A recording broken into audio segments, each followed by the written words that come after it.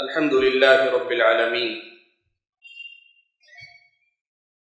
والصلاة والسلام على أشرف الأنبياء والمرسلين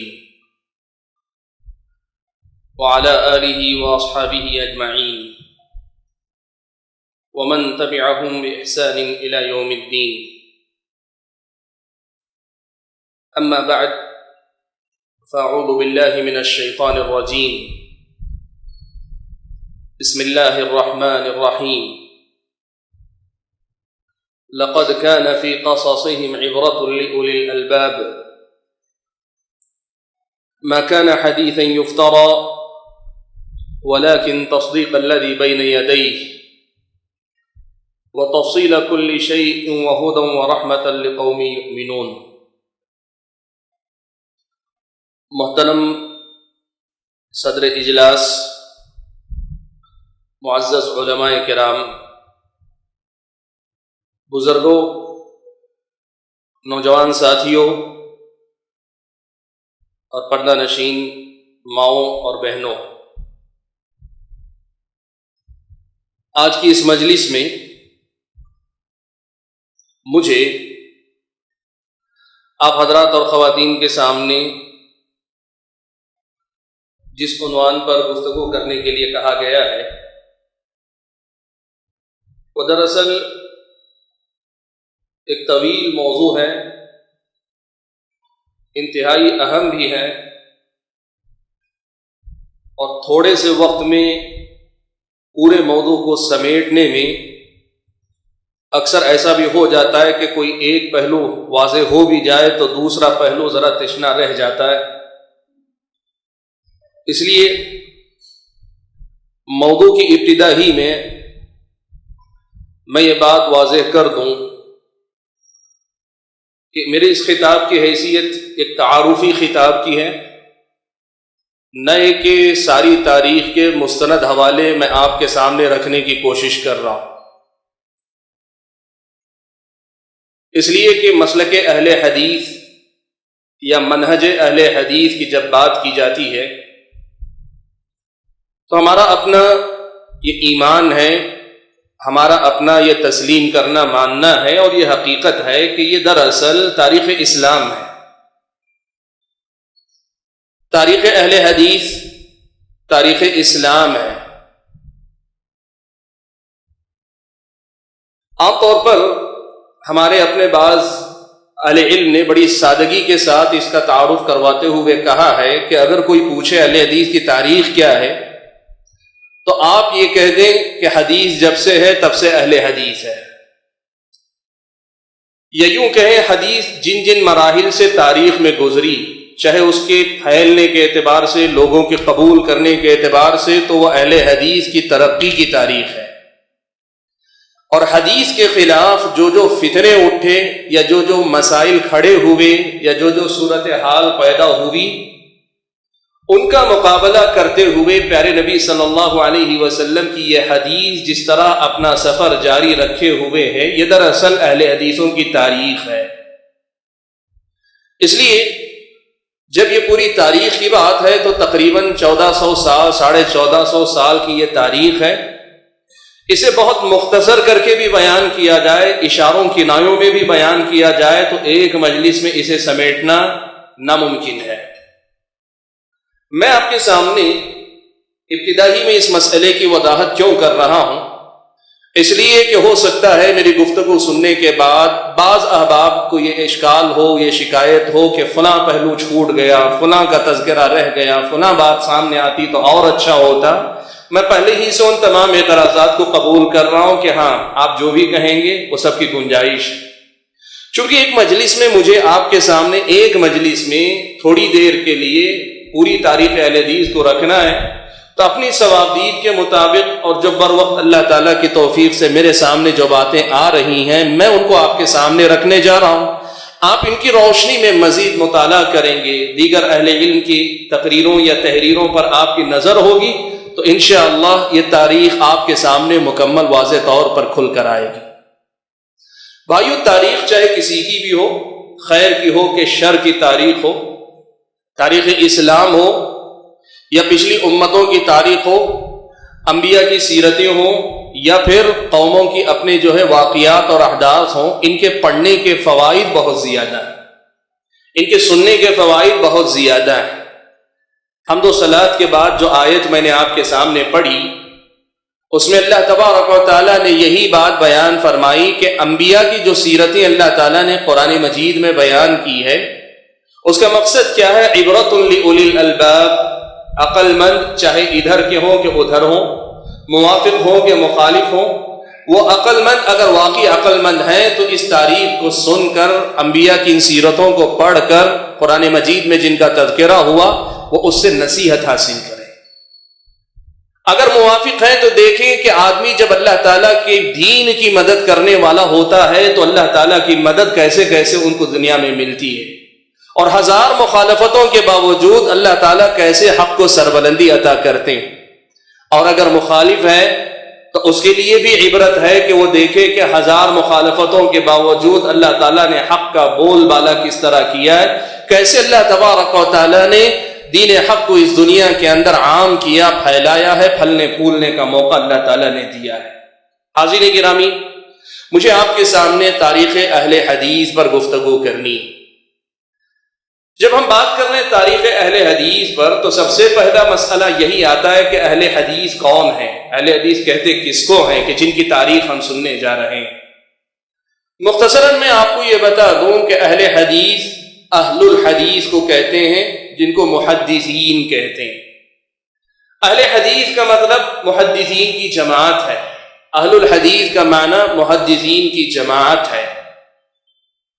اور جب ہم اہل الحدیث کہتے ہیں، اور جب ہم یہ کہتے ہیں کہ اس سے مراد اہل حدیث محدثین کی جماعت ہے، تب پھر ابتدائی میں اس مسئلے کو صاف کر لینا ضروری ہے کہ کیا اہل حدیث سے مراد مفسرین کے مقابلے میں، فقہا کے مقابلے میں، مؤرخین کے مقابلے میں، لغت کے ماہرین کے مقابلے میں، ادیبوں کے مقابلے میں، شعراء کے مقابلے میں کسی فن کے نام لیوا یا فن سے دلچسپی رکھنے والے ایک گروہ کا نام اہل الحدیث ہے، محدثین جن کو کہتے ہیں، یا پھر یہ کہ اہل الحدیث سے کوئی خاص معنی اور مفہوم مراد ہے؟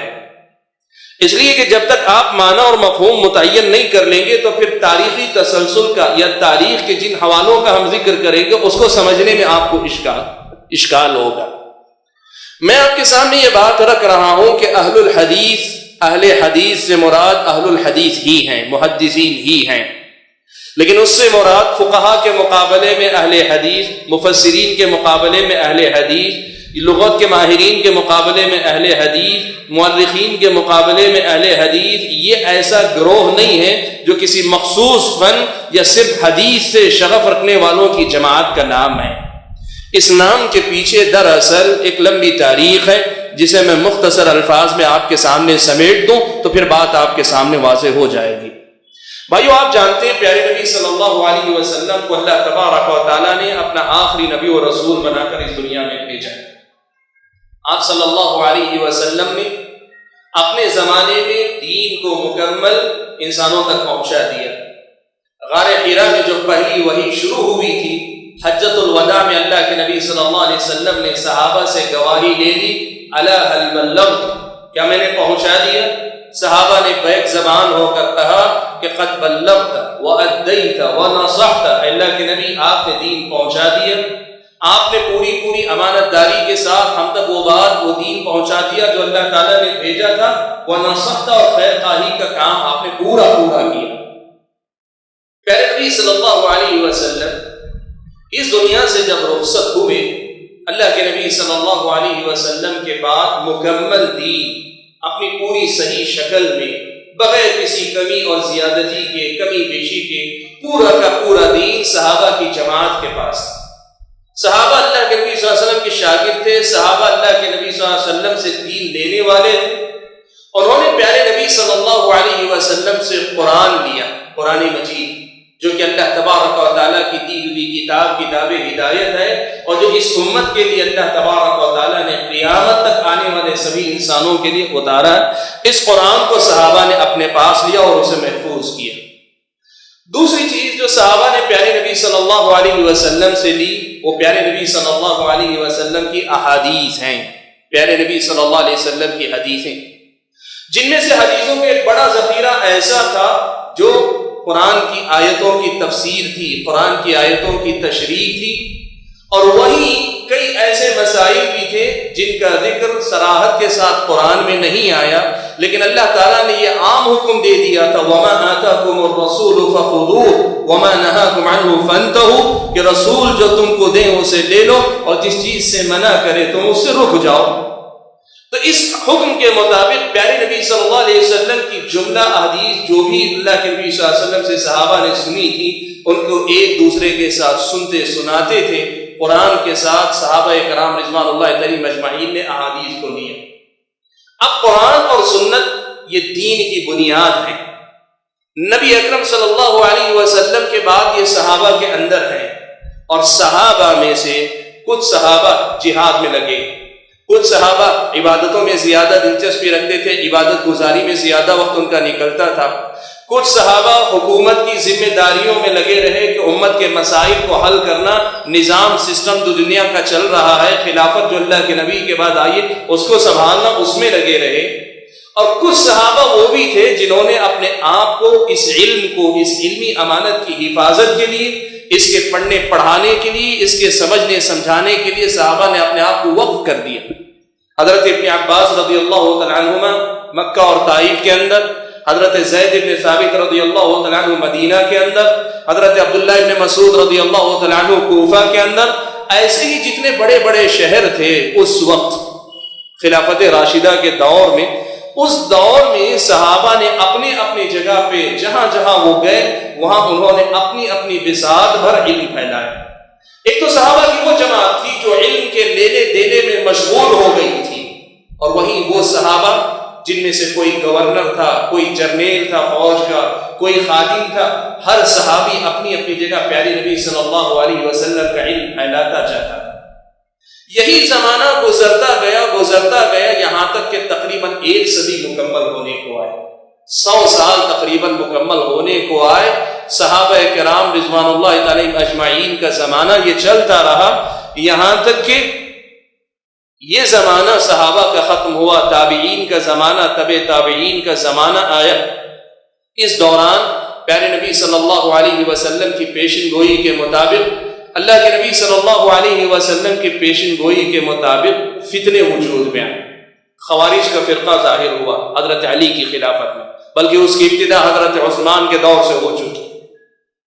شیعہ ظاہر ہو گئی، ان کے بعد قدریہ کا دور آیا، تقدیر کا انکار کرنے والے لوگوں کا دور آیا، ان کے بعد ذرے فرق کے ساتھ صوفیہ کا دور آیا، اور دوسری طرف صفات کی بحث میں جہمیہ وجود میں آئے، معتزلہ وجود میں آئے، ان کی دیکھا دیکھی بعد میں چل کر اشاعرہ وجود میں آئے، ان کی دیکھا دیکھی بعد میں چل کر ماتریدیت، یہ سارے کے سارے جب فرقے وجود میں آنے لگے، پیارے نبی صلی اللہ علیہ وسلم کی پیشن گوئی کے مطابق دین کی جو اصل شکل تھی، جو نبی کے بعد نبی کے صحابہ کے پاس، تابعین کے پاس، تبع تابعین کے پاس تھی، اس شکل کے ہوتے ہوئے ایک ایک گروہ وجود میں آتا، وہ کچھ نئے مسائل ایجاد کرتا، وہ ایک الگ گروہ بن جاتا۔ خوارج کا فرقہ وجود میں آیا، ان لوگوں نے اپنے کچھ اصول وضع کیے اور وہ ایک گروہ بن گئے۔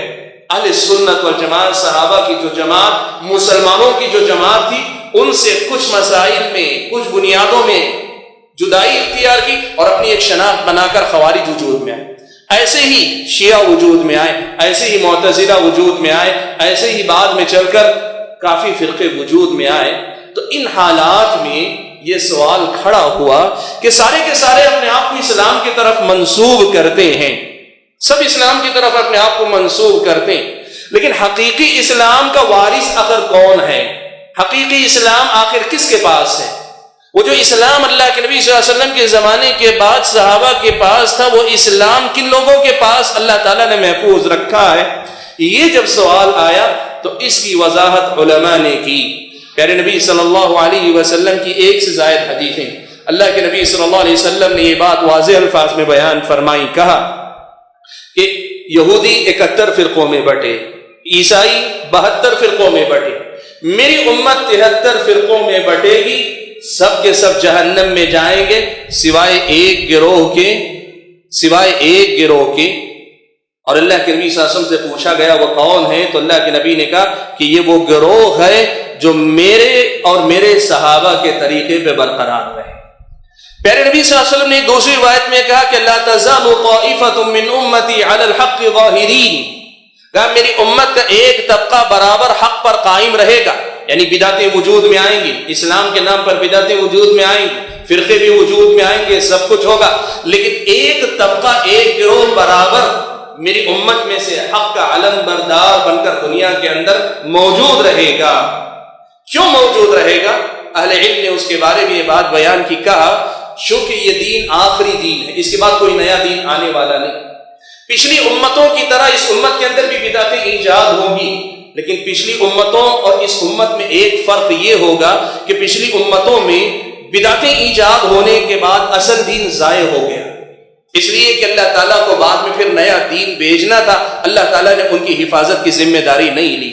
بدعتوں پہ بدعتیں ایجاد کرتے جاتے یہاں تک کہ سنتیں مٹتے مٹتے ختم ہو جاتی، دین بدل جاتا، اب نیا دین ہی اس کی جگہ لے سکتا تھا، لیکن چونکہ یہ آخری دین ہے، اس دین کے بعد کوئی دین قیامت تک آنے والا نہیں، پیارے نبی صلی اللہ علیہ وسلم کے بعد کوئی نبی کوئی رسول اس دنیا میں آنے والا نہیں ہے، اس لیے اللہ تعالیٰ نے یہ انتظام کیا کہ لاکھ بدعتیں وجود میں آئیں گی، لیکن ایک جماعت ایک گروہ برابر حق پر قائم رہیں گے، حق پر باقی رہیں گے، اور یہ لوگ جیسے انبیاء اپنی قوموں پہ حجت قائم کرتے رہتے ہیں، ویسے یہ گروہ برابر ہر زمانے کے لوگوں کے اوپر حجت قائم کرنے کے لیے اللہ تعالیٰ برقرار رکھیں گے۔ یہ اہل علم نے اس حدیث کی شرح کرتے ہوئے لکھا ہے۔ اب جب یہ بات آئی تو اب سوال یہ پیدا ہوا کہ وہ کون سا گروہ ہے، وہ کون سا گروہ ہے، کون سی جماعت ہے جس کے منہج کو اپنائیں تو ہم مطمئن رہیں کہ یہ منہج نبی اکرم صلی اللہ علیہ وسلم کا منہج ہے، نبی کے صحابہ کا منہج ہے، نبی کے صحابہ کے بعد تابعین کا منہج ہے، خیر القرون میں جو افضل لوگ گزرے ان کا طریقہ کون سا منہج ہے۔ اس حدیث کی شرح کرتے ہوئے سلف صالحین میں سے متعدد اہل علم نے لکھا کہ اس سے مراد اصحاب الحدیث ہیں۔ یزید بن الحاد رحمۃ اللہ علیہ وہ کہتے ہیں کہ اس سے مراد اصحاب الحدیث ہیں۔ امام بخاری رحمۃ اللہ علیہ نے اپنی صحیح بخاری کے اندر طائفہ کی تفسیر کرتے ہوئے لکھا ہم اہل الحدیث، اس سے مراد اہل الحدیث ہیں۔ امام احمد بن حنبل رحمۃ اللہ علیہ نے اسی حدیث کی شرح کرتے ہوئے کہا ان لم يكونوا اصحاب الحدیث فلا ادری من هم، اگر یہ گروہ یہ جماعت جس کے بارے میں اللہ کے نبی نے ضمانت دی ہے اگر وہ محدثین کی جماعت نہیں ہوگی، اہل الحدیث کی جماعت نہیں ہوگی، تو مجھے نہیں پتا کہ پھر دنیا میں کوئی اور جماعت اس کے اہل ہو سکتی ہے یا اس کے لائق ہو سکتی ہے۔ یہ امام احمد بن حنبل رحمۃ اللہ علیہ نے کہا۔ بھائیوں، اس تفصیل کے ذکر کرنے کا مقصد کیا ہے؟ ہم آپ کے سامنے یہ بات اصل میں لانا چاہتے ہیں، رکھنا چاہتے ہیں کہ اہل الحدیث جن کو کہا جاتا ہے وہ محدثین کی جماعت ہے، اور محدثین کی جماعت سے مراد فن حدیث کے صرف پڑھنے پڑھانے والے نہیں۔ ہوا کیا تھا؟ سچائی یہ ہے کہ پیارے نبی صلی اللہ علیہ وسلم کے زمانے میں اور زمانے کے بعد ابتدائی طور پر علم کے نام پہ جو علم تھا وہ علم حدیث ہی تھا، علم حدیث ہی تھا۔ تفسیر بھی علم حدیث کا ایک جز، فقہ بھی علم حدیث ہی کا ایک جز تھی، اور دوسرے جو بھی آپ علوم کی بات کریں وہ علم ہی سے، جب بلکہ یہاں آپ کہیں میں آپ کے سامنے حوالہ دوں کہ ابتدائی دور میں اگر آپ دیکھیں پرانے دور کے علماء کی کتابیں، ان کے پاس جب علم کہا جاتا تو علم حدیث ہی مراد ہوتا تھا۔ علم جب کہتے تو علم حدیث ہی مراد ہوتا تھا۔ وہ بعد کے دور میں جا کے یہ تقسیم ہوئی کہ مفسرین کے نام پہ ایک طبقہ الگ ہوا، فقہا کے نام پہ ایک طبقہ الگ پہچانا گیا، اور دیگر فنون مؤرخین کے نام پہ ایک طبقہ پہچانا گیا، ورنہ علم کا لفظ جب استعمال کیا جاتا تو اس سے مراد اہل الحدیث ہی ہوتے تھے، یا علم الحدیث ہی ہوا کرتا تھا۔ آپ کو بتاؤں، حضرت عمر ابن عبدالعزیز رحمۃ اللہ علیہ، عمر ابن عبدالعزیز رحمۃ اللہ علیہ پہلے مدینہ کے گورنر تھے، پھر اس کے بعد خلیفہ منتخب کیے گئے۔ خلیفہ منتخب ہونے کے بعد حضرت عمر ابن عبدالعزیز رحمۃ اللہ علیہ نے مدینہ کے ایک عالم دین ابو بکر ابن عمرو ابن حزم رحمۃ اللہ علیہ کو خط لکھ کر کہا کہ میں چاہتا ہوں کہ دیکھو جو کچھ علم ہے اس کو محفوظ کر لو، جو کچھ علم ہے اس کو محفوظ کر لو، فإنی خفت دروس العلم وذهاب العلماء، اس لیے کہ مجھے ڈر ہے کہ کہیں علم مٹ نہ جائے اور علماء کہیں ختم نہ ہو جائیں۔ سب اہل علم کا اتفاق ہے کہ حضرت عمر ابن عبدالعزیز رحمۃ اللہ علیہ نے علم حدیث کی یعنی حدیثوں کے اکٹھا کرنے کا انہیں حکم دیا تھا۔ میں یہ بات اصل میں بتانا چاہ رہا ہوں کہ ہم یہ جو کہہ رہے ہیں کہ اہل الحدیث سے مراد محدثین کی جماعت ہے، تو کیا اس سے مراد صرف فن کے لوگ مراد ہیں یا پھر یہ کہ یہ کوئی منہج ہے؟ حقیقت یہ ہے کہ پیارے نبی صلی اللہ علیہ وسلم کے بعد نبی کے صحابہ تھے، صحابہ کے دور کے بعد تابعین، تبع تابعین کا دور آنے تک جب بدعتیں رواج پا گئیں تو جو صحیح منہج تھا، دین کی جو صحیح شکل تھی، اس صحیح شکل کو لے کر چلنے والی اگر کوئی جماعت تھی تو وہ محدثین کی جماعت تھی۔ وہ جو صحیح شکل تھی اسلام کی، اس صحیح شکل کے وارث اگر کوئی ہوئے تو وہ محدثین کی جماعت تھی۔ اسی لیے جب اہل الحدیث کہا جاتا ہے تو اس کے دو مفہوم ہوں گے، ہمیشہ یاد رکھنا۔ فن کے میدان میں جب اہل الحدیث کہا جاتا ہے، علم حدیث کے نام پر جب بات کی جاتی ہے تو یقیناً حدیث کے راویان اور حدیث کی تحقیق میں دلچسپی رکھنے والے لوگوں کو اہل الحدیث کہا جاتا ہے۔ لیکن جب منہج کے باب میں کہا جاتا ہے، جب اسلامی تاریخ کے باب میں کہا جاتا ہے، جب فرقوں کے مقابلے میں کہا جاتا ہے، جب اسلام کی صحیح ترجمانی کے میدان میں جب اہل الحدیث کہا جاتا ہے تو وہ جماعت مراد ہوتی ہے جو جماعت انبیاء اکرام علیہ الصلوۃ والسلام کے بعد جیسے ان کی امت کے بہتر لوگ دین کی حفاظت کرتے تھے، نبی کے بعد نبی کے صحابہ اور صحابہ کے بعد صحابہ کے منہج پر دین کو لے کر چلنے والے، دین کو سمجھنے والے، دین کو سمجھانے والے، دین کو پھیلانے والے جو لوگ ہیں ان کو اہل الحدیث کہا جاتا ہے۔ آپ جانتے ہیں قاضی عیاض رحمۃ اللہ علیہ، امام احمد بن حنبل رحمۃ اللہ علیہ نے یہ بات کہی کہ مجھے نہیں پتا کہ وہ ایک گروہ اہل الحدیث کے علاوہ کوئی اور ہو سکتا ہے۔ اس بات کی شرح کرتے ہوئے قاضی عیاض رحمۃ اللہ علیہ کہتے ہیں انما اراد احمد اہل السنت والجماعہ ومن يعتقد مذهب اہل الحدیث۔ قاضی عیاض رحمۃ اللہ علیہ یہ کہتے ہیں کہ امام احمد بن حنبل رحمۃ اللہ علیہ نے جب یہ جملہ کہا، امام احمد بن حنبل رحمۃ اللہ علیہ نے کہا کہ میری نظر میں نجات پانے والا گروہ اہل الحدیث کے علاوہ کوئی اور نہیں ہے، وہی دین کے صحیح ترجمان ہیں، تو ان کی مراد یہ تھی کہ اہل سنت والجماعت یہی لوگ ہیں، اور ان سے مراد محدثین کا صرف ایک گروہ، ایک طبقہ نہیں تھا، ان کی مراد جو لوگ بھی اہل الحدیث کے عقیدے جیسا عقیدہ رکھیں، جو خوارج کا عقیدہ اس سے برات کا اعلان کریں، روافظ کے عقائد سے برات کا اعلان کریں، قدریہ کے عقیدوں سے برات کا اعلان کریں، صوفیہ میں سے جو غالب قسم کے صوفی ہیں جن کے پاس بدعتیں ہیں، عقائد کی خرابیاں، ان سے برات کا اعلان کریں، وہی امام احمد بن حنبل رحمۃ اللہ علیہ کی مراد ہے۔ قاضی عیاض رحمۃ اللہ علیہ نے اس بات کی وضاحت کی ہے، اور اسی بات کی وضاحت کرتے ہوئے امام نووی رحمۃ اللہ علیہ نے یہ بات لکھی ہے کہ جب امام احمد بن حنبل رحمۃ اللہ علیہ اور دیگر اہل علم نے یہ لکھا کہ اس سے مراد اہل الحدیث ہیں، تو ایسا مطلب نہیں ہے کہ اہل الحدیث صرف فن کے لوگوں کا نام ہے، ان میں سے کچھ اللہ کی راہ میں جہاد کرنے والے ہوئے، یعنی اہل الحدیث مجاہدین میں، اہل الحدیث فقہاء میں، اہل الحدیث عبادت گزار لوگوں میں ہوئے، اہل الحدیث دعوت و تبلیغ کا کام کرنے والوں میں ہوئے، بلکہ یہ تک امام نووی رحمۃ اللہ علیہ نے کہا ہے کہ مخصوص کسی ایک جگہ پر ایک ہی علاقے میں رہیں یہ بھی ضروری نہیں، ایسا بھی ہو سکتا ہے کہ اس علاقے میں بھی اہل الحدیث کا ایک طبقہ ہو، دوسرے علاقے میں بھی اہل الحدیث کا ایک طبقہ ہو۔ مقصود کیا ہے ان حوالوں سے؟ مقصود کیا ہے؟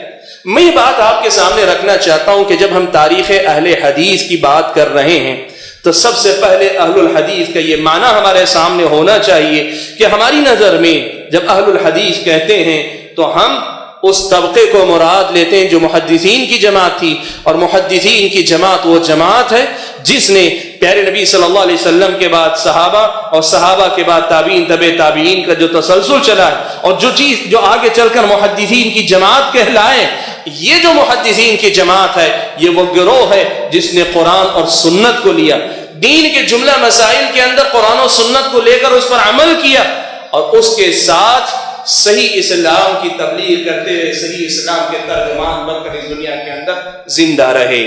بھائیوں، میں یہاں یہ بات واضح کر دینا چاہتا ہوں کہ ایک شبہ ہے، اہل الحدیث جب کہا جاتا ہے تو کچھ لوگ یہ کہتے ہیں کہ اہل حدیث جن کو کہا جاتا ہے وہ اہل حدیث محدثین کی جماعت تھی. یہ آج کے جو اہل حدیث ہیں یہ 19ویں صدی کی پیداوار ہے. یہ الگ ہے، وہ الگ ہے. یہ جماعت الگ ہے، وہ گروہ الگ تھا. یہ بعض لوگ کہتے ہیں. ایسے لوگوں کو ہماری سیدھی اور سادہ سی دعوت یہ ہے کہ صرف کہنے سے کچھ نہیں ہوتا، سیدھے سیدھے موازنہ کر لیا جائے کہ آج کے جو اہل حدیث ہیں ان کے اصول کیا ہیں، ان کے ضابطے کیا ہیں، ان کے عقائد کیا ہیں. ایمانیات سے لے کر فقہ کے باب میں یا سلوک کے باب میں یا پھر جدید افکار، منحرف افکار کے مقابلے میں ان کا منہج کیا ہے، سلف صالحین محدثین کرام کا منہج کیا تھا، دونوں کا موازنہ کر کے دیکھ لو. یہ حقیقت روز روشن کی طرح عیاں ہو جائے گی کہ یہ آج جس جماعت کو اہل حدیث کہا جاتا ہے یہ اسی جماعت کا تسلسل ہے، یہ اسی جماعت کا تسلسل ہے. وہی عقائد ہیں، وہی منہج ہے. فقہ کے باب میں بھی، عقائد کے باب میں بھی، سلوک کے باب میں بھی، فکر کے باب میں بھی، سب کے اندر وہی تسلسل ہے. ہم یہ بات رکھنا چاہیں گے کہ ہاں محدثین میں سے یقیناً میں نے جیسے کہا کہ فن کے میدان میں جب استعمال کیا جائے اہل حدیث تو فقہا کے مقابلے میں محدثین کی جماعت الگ ہے، مفسرین کے مقابلے میں محدثین کی جماعت الگ ہے. یہ وہ جماعت ہے جو حدیثوں کو روایت کرنے میں لگی ہوئی تھی، اس کی حفاظت کرنے میں لگی ہوئی تھی یقیناً. لیکن اہل الحدیث کی اصطلاح سلف صالحین کے پاس صرف اہل فن کے لیے نہیں رہی ہے، ان کے مقابلے میں صحیح منہج کے ترجمان جماعت کے لیے یہ لفظ استعمال ہوتا چلا آیا. ہاں یہ ضرور ہوا کہ بعد کے دور میں جب اہل حدیثوں پر یہ اعتراض کیا جانے لگا کہ یہ اہل حدیث ہی ہیں، کیوں یہ اہل قرآن نہیں ہے کیا، تو بعض اہل علم نے اس کا جواب دینے کی کوشش کی. کہا کہ حدیث قرآن کو بھی کہا جاتا ہے. فَبِأَيِّ حَدِيثٍ بَعْدَهُ يُؤْمِنُونَ. اللہ تعالیٰ نے کہا، قرآن کو حدیث اللہ تعالیٰ نے کہا. اللہ نزل احسن الحدیث.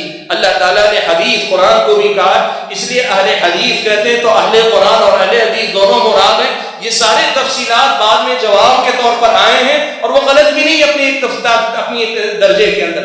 لیکن اصل جو نام اہل الحدیث کا نام آیا یہ محدثین کی وہ جماعت ہے جو صحابہ کے منہج کی وارث ہوئی اور صحابہ کے منہج کی ترجمان بن کر ہر دور میں زندہ رہی.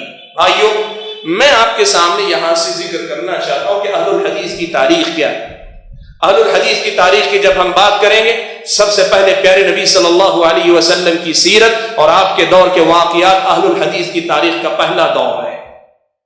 پیارے نبی صلی اللہ علیہ وسلم کے زمانے کے بعد صحابہ کی جو جماعت گزری، صحابہ کے جو گروہ تھے، صحابہ کے جو مختلف، یہ اہل الحدیث کی تاریخ کا روشن باب، دوسرا باب. سیرت کے بعد خلفائے راشدین کا دور، یا یوں کہیے پوری صحابہ کی نسل، ایک جیل جو تھی، ان کا پورا دور اہل الحدیث کی پوری تاریخ. لیکن صحابہ یا قرون اولیٰ سے آگے بڑھ کر اگر ہم اہل الحدیث کی تاریخ دیکھنا چاہیں تو اہل الحدیث کی تاریخ کو آپ دو حصوں میں تقسیم کر سکتے ہیں.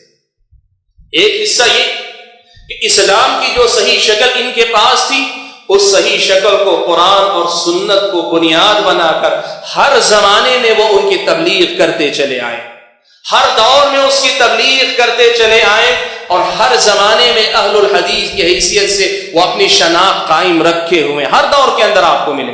آپ دیکھیں، اگر آپ دیکھنا چاہیں امام ترمذی رحمۃ اللہ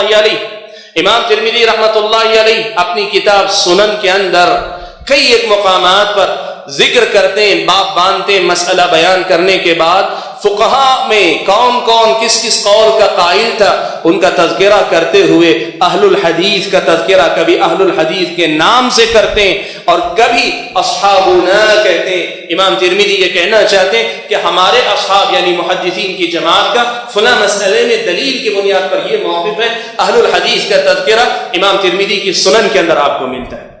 یہی سلسلہ بعد کے ادوار میں بھی چلا. وقت نہیں کہ میں تفصیل میں جاؤں، لیکن میں صرف بطور حوالے کے آپ کے سامنے کہہ دوں. امام ذہبی رحمۃ اللہ علیہ سیر اعلام النبلاء ان کی کتاب تاریخ کی کیسی عظیم کتاب ہے. بلا مبالغہ ہزاروں افراد کی سیرت اور سوانح انہوں نے اپنی کتاب کے اندر جمع کی. مختلف طبعات ہے، 32 سے 35 جلدوں کے اندر آج بھی وہ کتاب ہے جس میں مختلف لوگوں کی سیرتیں انہوں نے بیان کی. دسیوں لوگوں کی زندگی میں انہوں نے یہ بات وضاحت کے ساتھ لکھی ہے، جیسے لکھتے تھے یہ شافعی تھے، یہ حنبلی تھے، یہ جو حنفی تھے، یہ مالکی تھے، یا یہ جو ہے اہل معتزلہ میں سے تھے، یا فلاں جو ہے اشاعرہ میں سے تھے. وہیں کئی اہل علم کی زندگی کے بارے میں لکھتے ہوئے لکھا ہے کہ کان علی منہج السلف، وہ سلف صالحین کے منہج پر قائم تھے. تاریخی تسلسل اہل الحدیث کا ایک تو اس حیثیت سے کہ آپ دیکھیں کہ ہر زمانے میں انہوں نے قرآن و سنت کی تعلیمات کو آگے تک پہنچانے کی مسلسل کوشش کی. ایک تو میدان جس کو کہتے ہیں کہ مثبت رخ پر کام کرتے گئے، یعنی ہر زمانے میں علم کو منتقل کرتے گئے، پڑھتے پڑھاتے گئے. اور آپ یہ بات نوٹ کر لیجئے، پوری تاریخ اسلام میں قرآن اور پیارے نبی صلی اللہ علیہ وسلم کی حدیث کے ساتھ شغف اور تعلق، اس کو پڑھنے پڑھانے، اس کو پھیلانے، اس کو عام کرنے کے سلسلے میں جو خدمات گروہ محدثین کی ہے، یا پھر یہ کہ ان کے منہج سے وابستگی رکھنے والے اہل الحدیث کی ہے، وہ آج تک کسی اور گروہ کو نصیب نہیں. اور آج بھی آپ یہ بات دیکھیں، اس دور کی سب سے بڑی سچائی ہے کہ مساجد کے اندر بھی ہونے والے دروس کا آپ حساب رکھ لیں، قرآن اور قرآن کے ساتھ حدیث کے دروس آج بھی مساجد اہل حدیث میں جتنے ہوتے ہیں کسی اور کی مسجد میں آج بھی نہیں ہوتے. یہ ان کی تاریخ کا پہلا روشن باب ہے کہ تاریخی تسلسل کے ساتھ انہوں نے ہر دور میں قرآن اور سنت کو بنیاد بنا کر اس صحیح شکل کے دین کو امت کے ہر طبقے تک پہنچانے کی کوشش کی. اور یہ سلسلہ جاری ہے اور قیامت تک اللہ تعالیٰ جب تک چاہے گا یہ انشاءاللہ جاری رہے گا. لیکن محدثین کی تاریخ، یہ اہل الحدیث کی تاریخ کا دوسرا باب یا دوسرا پہلو جہاں اہل الحدیث کے منہج کا امتیاز نظر آتا ہے، واضح طور پہ نظر آتا ہے، وہ ہے ہر دور میں ظاہر ہونے والے مختلف فرقوں کے مقابلے میں اہل الحدیث کا کردار کیا رہا. آپ دیکھیں تاریخ اسلام کا پہلا فرقہ خوارج کا فرقہ. خوارج کا فرقہ جب ظاہر ہوا، محدثین اکیلی وہ جماعت ہے جنہوں نے ان خوارج کے خلاف مار محاذ سنبھالا. آپ ابتدا کریں حضرت علی ابن ابی طالب رضی اللہ تعالیٰ عنہ اور حضرت عبداللہ ابن عباس رضی اللہ تعالیٰ عنہما. حضرت علی رضی اللہ تعالیٰ عنہ نے خوارج سے جنگ کرنے سے پہلے حضرت عبداللہ ابن عباس کو بھیجا کہ جا کر ان لوگوں کو سناؤ، ان لوگوں کو سمجھاؤ. حضرت عبداللہ ابن عباس رضی اللہ تعالیٰ عنہما نے کیا کیا؟ وہی دعوت خوارج کے سامنے پیش کی جو اہل الحدیث کی دعوت ہے، جو محدثین کی دعوت ہے. انہوں نے ایک ہی بات کہی. حضرت عبداللہ ابن عباس نے مناظرے میں ایک بڑی زبردست بات کہی. مستدرک حاکم وغیرہ کے اندر یہ واقعہ موجود ہے. حضرت عبداللہ ابن عباس خوارج کے پاس پہنچے تو کہنے لگے کہ بتاؤ، میں ابھی صحابہ کے پاس سے، مہاجرین اور انصار کے پاس سے نکل کر تمہارے پاس آیا. قرآن تو ان کے درمیان نازل ہوا، ان کے بارے میں نازل ہوا. قرآن کے پڑھنے سمجھنے والے لوگ وہ ہیں، اور میں یہ کیا دیکھ رہا ہوں کہ تمہاری طرف ایک بھی ان میں سے کوئی موجود نہیں ہے. کہنے کا مطلب کیا تھا؟ مطلب یہ تھا کہ اگر کوئی منہج برحق تھا تو وہ منہج ہے جس منہج پر صحابہ قائم تھے، اور وہ منہج کہاں ہے؟ میں جہاں سے چل کے آ رہا ہوں وہاں ہے، اور تمہارے پاس وہ منہج موجود نہیں ہے، تم گمراہ ہو. یہ حجت کس کی ہے؟ یہ اہل الحدیث کی حجت ہے، جو ہر زمانے میں یہی دعوت دیتے ہیں کہ رب کی کتاب اور پیارے نبی صلی اللہ علیہ وسلم کی سنت یہی دین ہے. اور قرآن و سنت کی تشریح میں سمجھ اگر کوئی معتبر ہوگی، فہم اگر کوئی معتبر ہوگا، وہی ہوگا جو صحابہ کرام رضوان اللہ علیہم مجمعین کا تھا.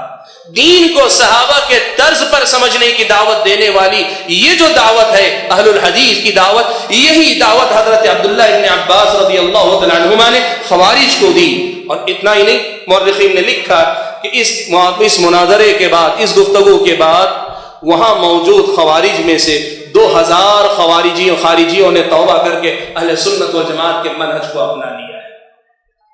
اتنا ہی نہیں، محدثین نے اپنے زمانے کے اندر آپ دیکھیں جو مسائل جن اصولوں میں خوارج گمراہ ہوئے، مثال کے طور پہ مرتکب کبیرہ کو کافر سمجھ، اہل سنت والجماعت کی نظر میں کفر و شرک کے علاوہ جو اس سے نیچے کے گناہ کبیرہ، یہ گناہ کرنے والا گنہگار ہے، اللہ تعالیٰ کے عذاب کی وعید کا مستحق ہے.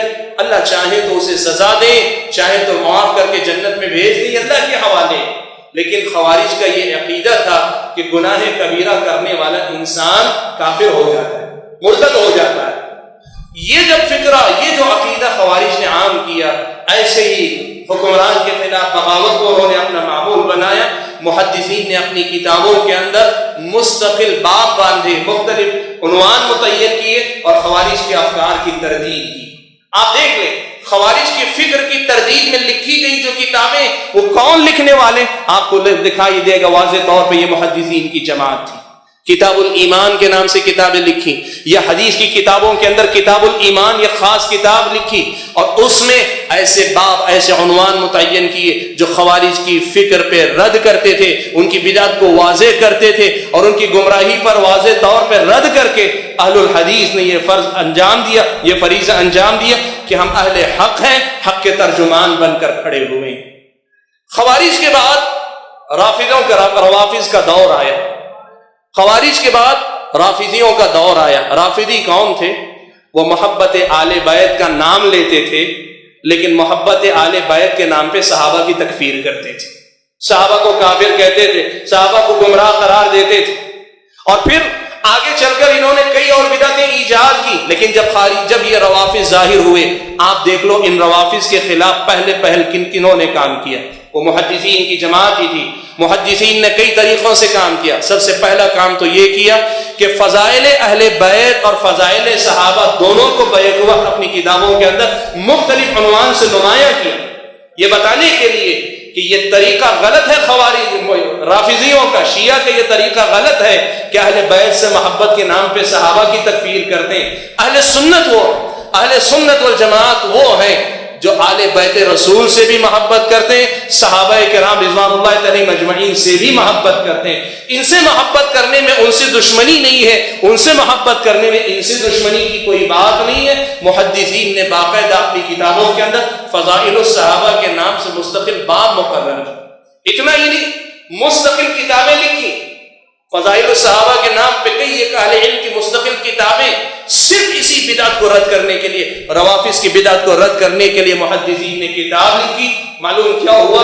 شیعہ کی بدعت جب وجود میں آئی، پہلے دن سے ان شیعہ کے خلاف محاذ سنبھالنے والے، ان کے خلاف تردید کرنے والے اگر کوئی تھے تو وہ محدثین کرام تھے۔ بعد میں چل کر اب شیعہ کی دیکھا دیکھی ایک اور بدعت وجود میں آئی، نواصب کی بدعت، ناصبیوں کی بدعت۔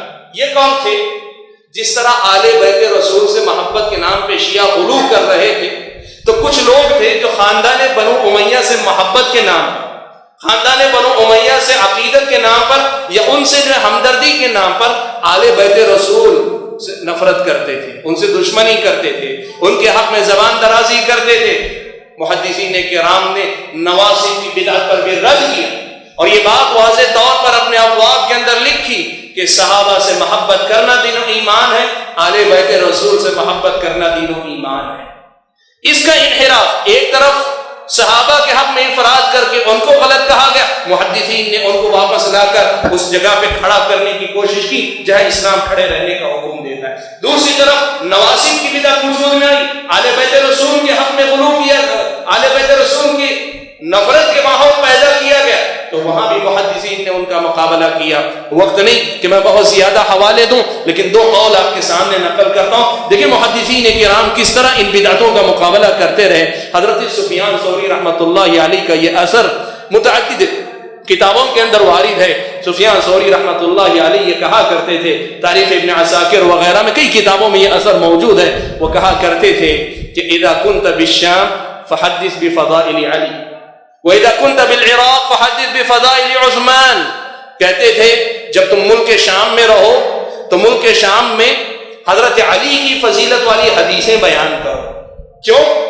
اس لیے کہ ملک شام کے اندر خاندان بنو امیہ سے ضرورت سے زیادہ ہمدردی رکھنے والوں کا ایک گروہ تھا، نواصب کا یہ گروہ وہاں پایا جاتا تھا جو آل بیت رسول سے نفرت کو اپنا دین و ایمان بنائے بیٹھا تھا۔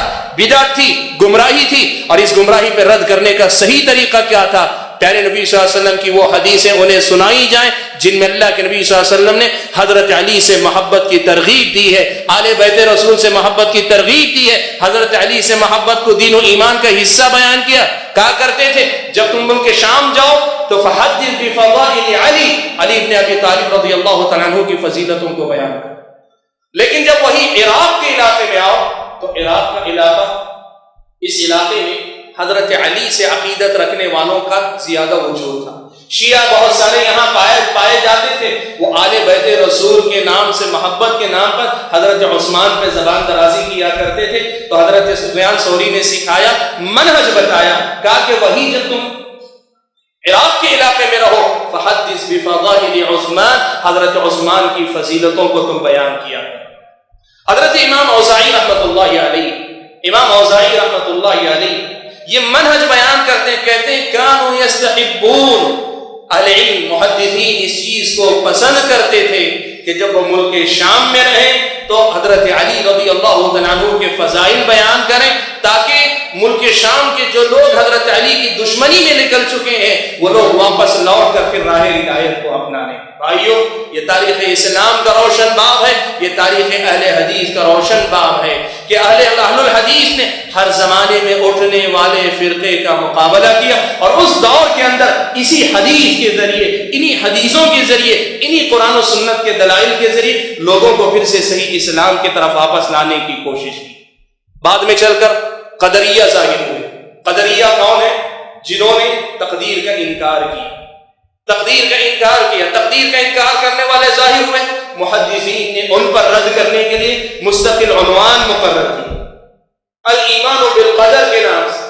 تقدیر پر ایمان میں کن کن باتوں پہ ایمان لانا ضروری ہے، پیارے نبی صلی اللہ علیہ وسلم کی حدیثوں کو اکٹھا کر کے مستقل اپنی حدیث کی کتابوں میں انہیں جگہ دی. اور نہ صرف اتنا کیا بلکہ بعض اہل علم نے، جیسے امام مالک رحمۃ اللہ علیہ کے شاگرد عبداللہ بن وہاب المصری، انہوں نے مستقل کتاب لکھی، القدر کے نام سے کتاب لکھی. ان کے علاوہ متعدد اہل علم نے کتاب لکھ کر مستقل قدریہ کی بدعت پر رد کیا، اور قدریہ جنہوں نے تقدیر کا انکار کیا ان کی گمراہی کو رد کر کے اسلام کی حقانیت کو واضح کیا. یہ اہل الحدیث کی تاریخ کا روشن باب ہے کہ ہر دور میں جو فتنے اٹھے اس کو انہوں نے واضح کیا. میں آپ کو اس بات کی دعوت دیتا ہوں کہ آپ آئیں، آ کر محدثین کی لکھی ہوئی کتابوں کی جو فہرست صرف فہرست پڑھ کر دیکھیں.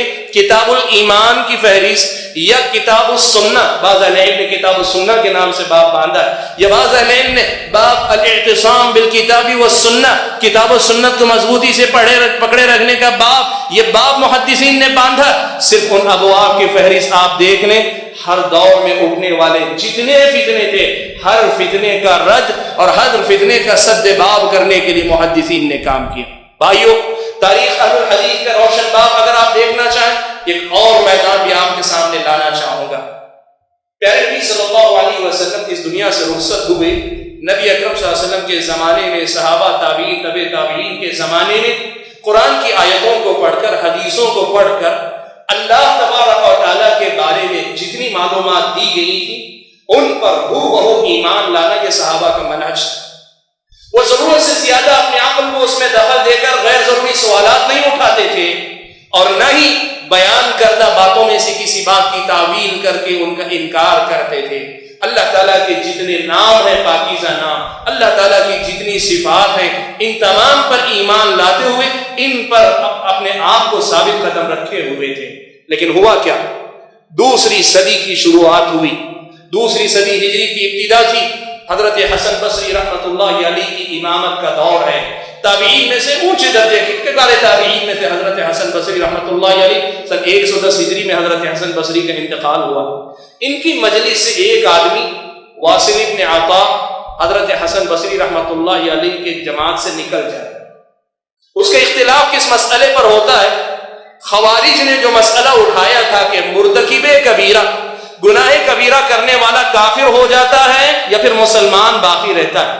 حضرت حسن بصری رحمۃ اللہ علیہ صحابہ اور تابعین کے منہج کے مطابق، قرآن و سنت کے دلائل کے مطابق یہی عقیدہ، یہی مسئلہ بیان کرتے تھے کہ گناہ کبیرہ کا ارتکاب کرنے والا کافر نہیں ہوتا، وہ اللہ تعالیٰ کی مشیت کے تابع رہتا ہے. اللہ تعالیٰ چاہے تو سزا دیں گے، چاہے تو اسے معاف کر کے جنت میں بھیج سکتے ہیں. لیکن واصل ابن عطا کو خوارج کی بدعت متاثر کر گئی تھی. جب حضرت حسن بصری رحمۃ اللہ علیہ کے ساتھ بحث کرتا رہا اور حضرت حسن بصری رحمۃ اللہ علیہ دلیل پہ دلیل قرآن کے حوالے سے، سنت کے حوالے سے دیتے رہے، مطمئن نہیں ہو سکا. اس نے اپنے الگ گروہ بنا لی، حضرت حسن بصری کی مجلس چھوڑ دی.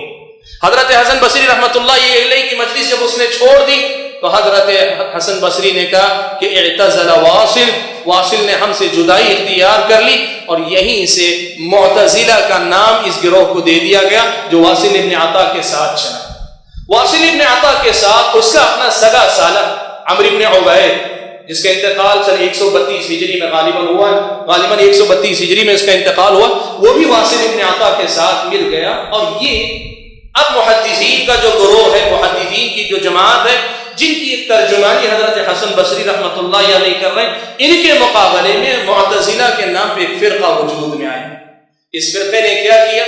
اس فرقے نے آگے چل کر کئی بدعتوں کو جنم دیا، تقدیر کا انکار کرنے والے، مسلم حکمرانوں کے خلاف بغاوت کو جائز قرار دینے والے، اللہ تبارک و تعالیٰ پر وعد اور وعید کو نافذ کرنے کو واجب قرار دینے والے، اور ان سب کے ساتھ ساتھ سب سے نمایاں جو مسئلہ ان کے پاس تھا وہ اللہ تبارک و تعالیٰ کی صفات کا انکار کرنا، اللہ تبارک و تعالیٰ کی صفات کا انکار کرنا۔ اور یہاں میں آپ کو ذرا سا روک کر بات کرنا چاہوں گا کہ ہم جن کو اہل الحدیث کا منہج کہتے ہیں، سب سے مضبوطی کے ساتھ جہاں اہل الحدیث کا منہج کھل کر آتا ہے، سمجھ میں آتا ہے، سب کے سامنے واضح ہوتا ہے، وہ یہی اللہ تعالیٰ کے اسماء و صفات کا باب ہے۔ معتزلہ نے کیا کیا؟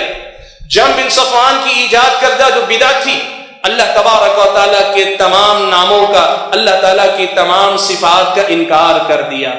مسئلہ کیا ہوا؟ اب مسئلہ یہ ہوا کہ معتزلہ یہ کہتے تھے کہ اگر آپ یہ کہتے ہیں کہ اللہ تبارک و تعالیٰ اور اللہ تعالیٰ کی صفات بھی ہیں، صفات سے مراد کیا ہے؟ کچھ صفات ذات ہیں اور کچھ صفات فعل ہیں۔ اللہ تبارک و تعالیٰ کی جیسے صفات میں سے آپ جانتے ہیں اللہ تبارک و تعالیٰ کا چہرہ، اللہ تعالیٰ کا ہاتھ ہے، اللہ تبارک و تعالیٰ کی انگلیاں، اللہ تعالیٰ کی آنکھیں، جن کا ذکر قرآن و سنت میں آیا، ان کے بارے میں ہمارا عقیدہ اہل سنت والجماعت کا وہی ہے جو قرآن میں اللہ نے کہا لیس کمثلہ شیء وہو السمیع البصیر، کہ اللہ تبارک و تعالیٰ جیسی کوئی چیز نہیں، لیکن وہ سننے اور دیکھنے والا ہے۔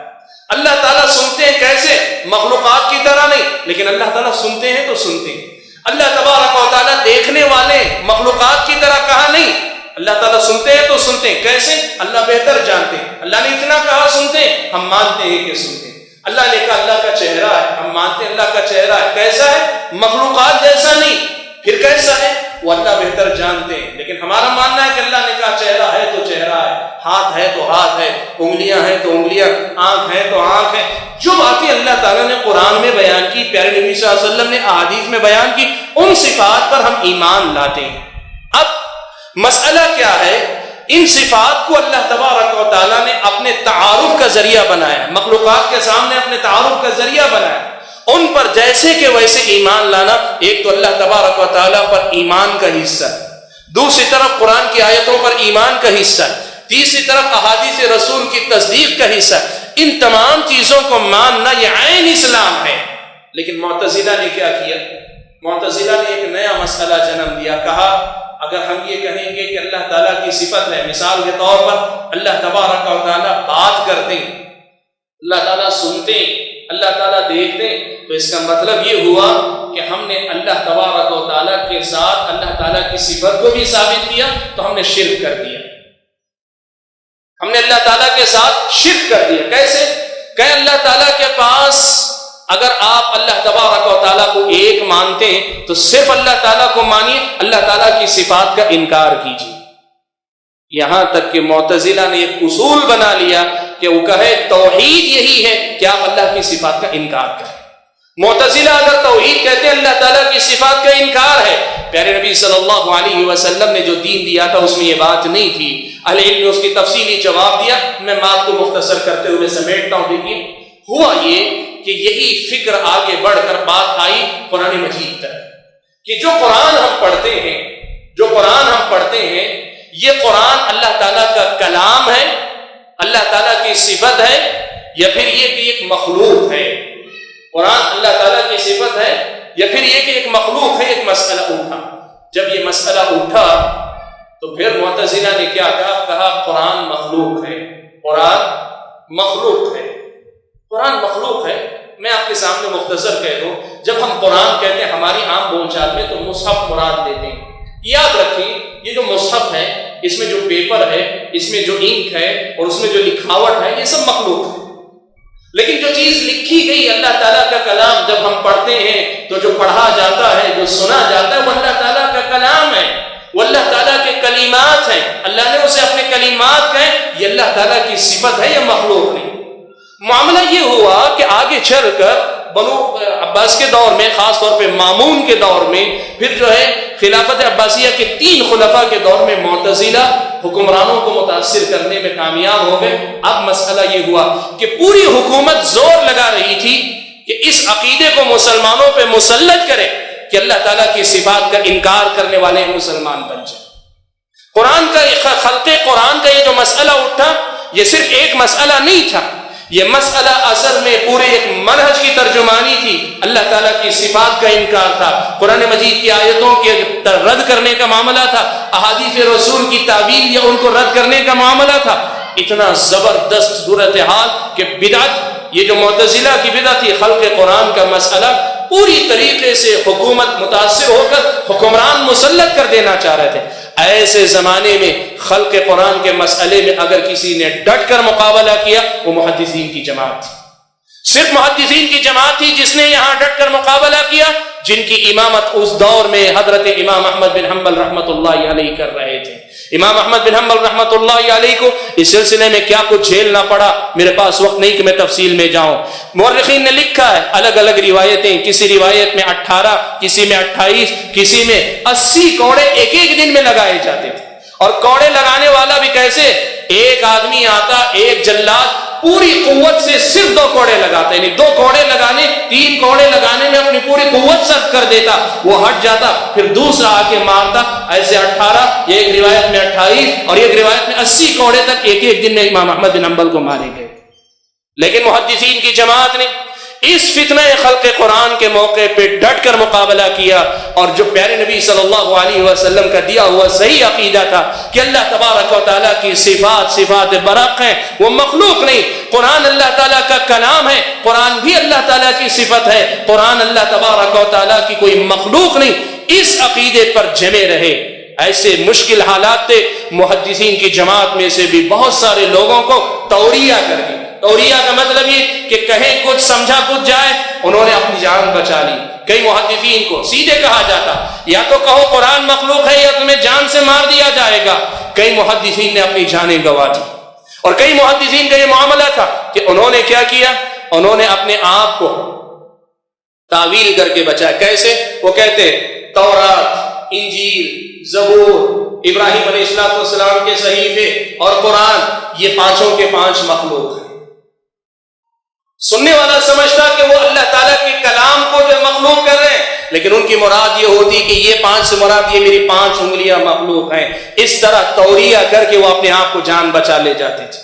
لیکن امام احمد بن حنبل رحمۃ اللہ علیہ جمے رہے، مامون کے دور میں مارے گئے، پورے 28 مہینے تک 28 مہینوں تک امام احمد بن حنبل رحمۃ اللہ علیہ کو قید میں رکھا گیا اور ان کو مارا گیا، ستایا گیا۔ بھائیوں، یہ خلق قرآن کا مسئلہ جو تھا اتنا خطرناک مسئلہ تھا۔ علی بن المدینی رحمۃ اللہ علیہ نے کہا، اور بعض روایتوں میں امام شافعی کے شاگرد مزنی کی طرف یہ قول منسوب ہے، وہ کہا کرتے تھے کہ جس طرح فتنہ ارتداد کے موقع پر ابو بکر کے ذریعے اللہ تعالیٰ نے دین کی حفاظت کی، بالکل اسی طرح خلق قرآن کے مسئلے کے موقع پر امام احمد بن حنبل کے ذریعے اللہ تعالیٰ نے دین کی حفاظت کی۔ ایک امام احمد بن حنبل رحمۃ اللہ اگر اس مسئلے کو مان لیتے، کیا ہوتا یہ کہ اللہ تعالیٰ کی تمام صفات کا انکار کر دیا جاتا۔ بھائیوں، محدثین کی جماعت نے فتنہ خلق قرآن کا مقابلہ کیا، اور اسی دور کے اندر آگے چل کر ابو منصور ماتریدی، جن کی تاریخ وفات 241 غالباً 247 ہے، 247 ہجری، اور ان کے بعد ابو الحسن اشعری جن کی تاریخ وفات 324 ہجری ہے، یہ 2 عالم آئے۔ ان دونوں نے کیا کیا؟ اب یہ جو مسئلہ اٹھا تھا معتزلہ کی طرف سے، اس کی بنیاد اصل میں مامون کے دور میں یونانی فلسفے کی کتابیں مسلمانوں کے اندر عام کی گئیں۔ کیسے؟ ابو جعفر منصور وہ علم دوست آدمی تھا، کافی کتابوں کو اکٹھا کرتا، سب کچھ کرتا تھا۔ ابو جعفر منصور کے بعد ہارون رشید کا جب دور آیا تو ہارون رشید نے ایک لائبریری اس کا ایجاد کیا جس کو کہتے ہیں بیت الحکمہ۔ بیت الحکمہ کے نام سے جانا جاتا ہے۔ یہ بیت الحکمہ جب قائم رہا تو اس بیت الحکمہ کے ذریعے ساری اہل علم کی کتابوں کو، نوادرات کو اکٹھا کیا جاتا تھا۔ لیکن یہی ہارون رشید کے زمانے کے بعد مامون کا دور آیا، ہارون رشید کے بیٹے مامون رشید کا زمانہ آیا، تو مامون نے کیا کیا؟ علم و حکمت کی کتابوں کے نام پر یونانی فلسفے کی کتابیں داخل کرنی شروع کر دی، لانی شروع کر دی۔ مورخین نے لکھا ہے کہ یونان سے جب اس نے یہ کتابیں طلب کی، تو وہاں پہلے ان لوگوں نے کتابیں دینے سے انکار کیا، اس لیے کہ مسلمان دشمن ہیں، ہم علمی کتابیں، علمی خزانہ کیسے ان کے پاس بھیج سکتے ہیں؟ لیکن وہاں کا جو حکمران تھا اس نے اپنے علاقے کے علماء کو بلا کر مشورہ کیا کہ مسلمانوں کا خلیفہ فلسفے کی کتابیں، یہ کتابیں طلب کر رہا ہے، ان کتابوں کو بھیجا جائے کہ نہ بھیجا جائے؟ اس جماعت کے اندر جو موجود علماء تھے یونانی حکومت کے، ان لوگوں میں سے ایک نے کہا کہ بادشاہ سلامت، پہلی فرصت میں یہ کتابیں بھیج دیجیے، اس لیے کہ یہ علم ایسا علم ہے کہ جس قوم میں بھی داخل ہوتا ہے اس قوم کے اندر جھگڑے کا مزاج، مناظروں کا مزاج پیدا کر دیتا ہے، اور جس قوم کے اندر بھی یہ علم داخل ہوا ہے علمی حیثیت سے، اس علم نے ان کو کھوکھلا کر کے چھوڑا ہے، پہلی فرصت میں آپ بھیج دیجیے۔ مامون کے دور میں یہ کتابیں آئیں، اس کے نتیجے میں معتزلہ کا وہ منہج، معتزلہ کا وہ میتھڈ، وہ آئیڈیالوجی پنپ کر بڑھی ہوئی، جس میں یہ بات بنیاد قرار پائی کہ عقل بنیاد ہے۔ دین کے کوئی بھی مسائل ہوں، سارے مسائل کے اندر عقل ہی اصل بنیاد ہے، باقی جو کچھ ہوگا وہ اس کے تابع ہوگا۔ اب قرآن و سنت کی کوئی بات عقل کے خلاف جاتی ہے، قرآن و سنت کی کوئی بات عقل کے خلاف جاتی ہے تو قرآن و سنت کی تعویل کرے، ان کو کوئی اور معنی دینے کی کوشش کرے، لیکن اگر وہ معنی نہیں دیا جا سکا تو پھر قرآن و سنت کو چھوڑ دیں گے، عقل کی بات کو لے لیں گے۔ یہ معتزلہ کا منہج تھا۔ یہ جب منہج آیا، اسی منہج کی بنیاد پر اللہ تعالیٰ کی صفات کا انکار کیا گیا۔ اب معتزلہ کی اس بدعت کا مقابلہ کرنے کے لیے محدثین نے کیا طریقہ اپنایا؟ کہا علم کلام میں عقل بنیاد ہے، شریعت اسلامیہ میں قرآن و سنت بنیاد ہے۔ محدثین کی جماعت نے انہی بنیادوں کو پھر سے سامنے رکھا، کہا قرآن اور سنت صحابہ نے جیسے سمجھا اسی کو بنیاد بنا کر دین کے ہر مسئلے کو حل کیا جائے گا۔ معتزلہ کے منہج پہ چل کر عقل کو نقل پہ مقدم کرنا یا عقل کو نقل سے زیادہ درجہ دینا یہ گمراہی ہے، یہ کہہ کر محدثین نے مقابلہ کیا۔ لیکن اسی دور میں کچھ مسلمانوں نے یا مسلم علماء میں سے بعض نے ایک طریقہ یہ اپنایا کہ یہ جو عقل کا فتنہ آیا تھا، عقل کے فتنے کا جواب عقل ہی سے دینے کی کوشش کی، عقل کے فتنے کا جواب عقل ہی سے دینے کی کوشش کی۔ اب ہوا یہ کہ معتزلہ کے اس فتنے کا جواب محدثین کرام نے قرآن و سنت اور صحابہ کی سمجھ سے دیا، تو دوسری طرف مسلمانوں کی ایک جماعت نے معتزلہ کے عقلی استدلالات کا جواب عقلی استدلالات سے ہی دینے کی کوشش کی، جس کے نتیجے میں ایک نیا علم وجود میں آیا، جس علم کو علم کلام کہتے ہیں۔ فلسفے کی وہی بنیادیں، فلسفے کے وہی اصول، وہی عقلانیت کی بنیادیں لی اور انہی سے رد کرنے کی کوشش کی، اور ہوا بھی کہ کئی ایک جگہ پہ وہ رد کرنے میں کامیاب بھی ہوئے، کئی ایک جگہ پہ وہ رد کرنے میں بھی کامیاب ہوئے، لیکن بنیاد چونکہ عقل کو بنائے ہوئے تھے اس لیے کئی جگہ پہ خود بھی ٹھوکر کھا گئے۔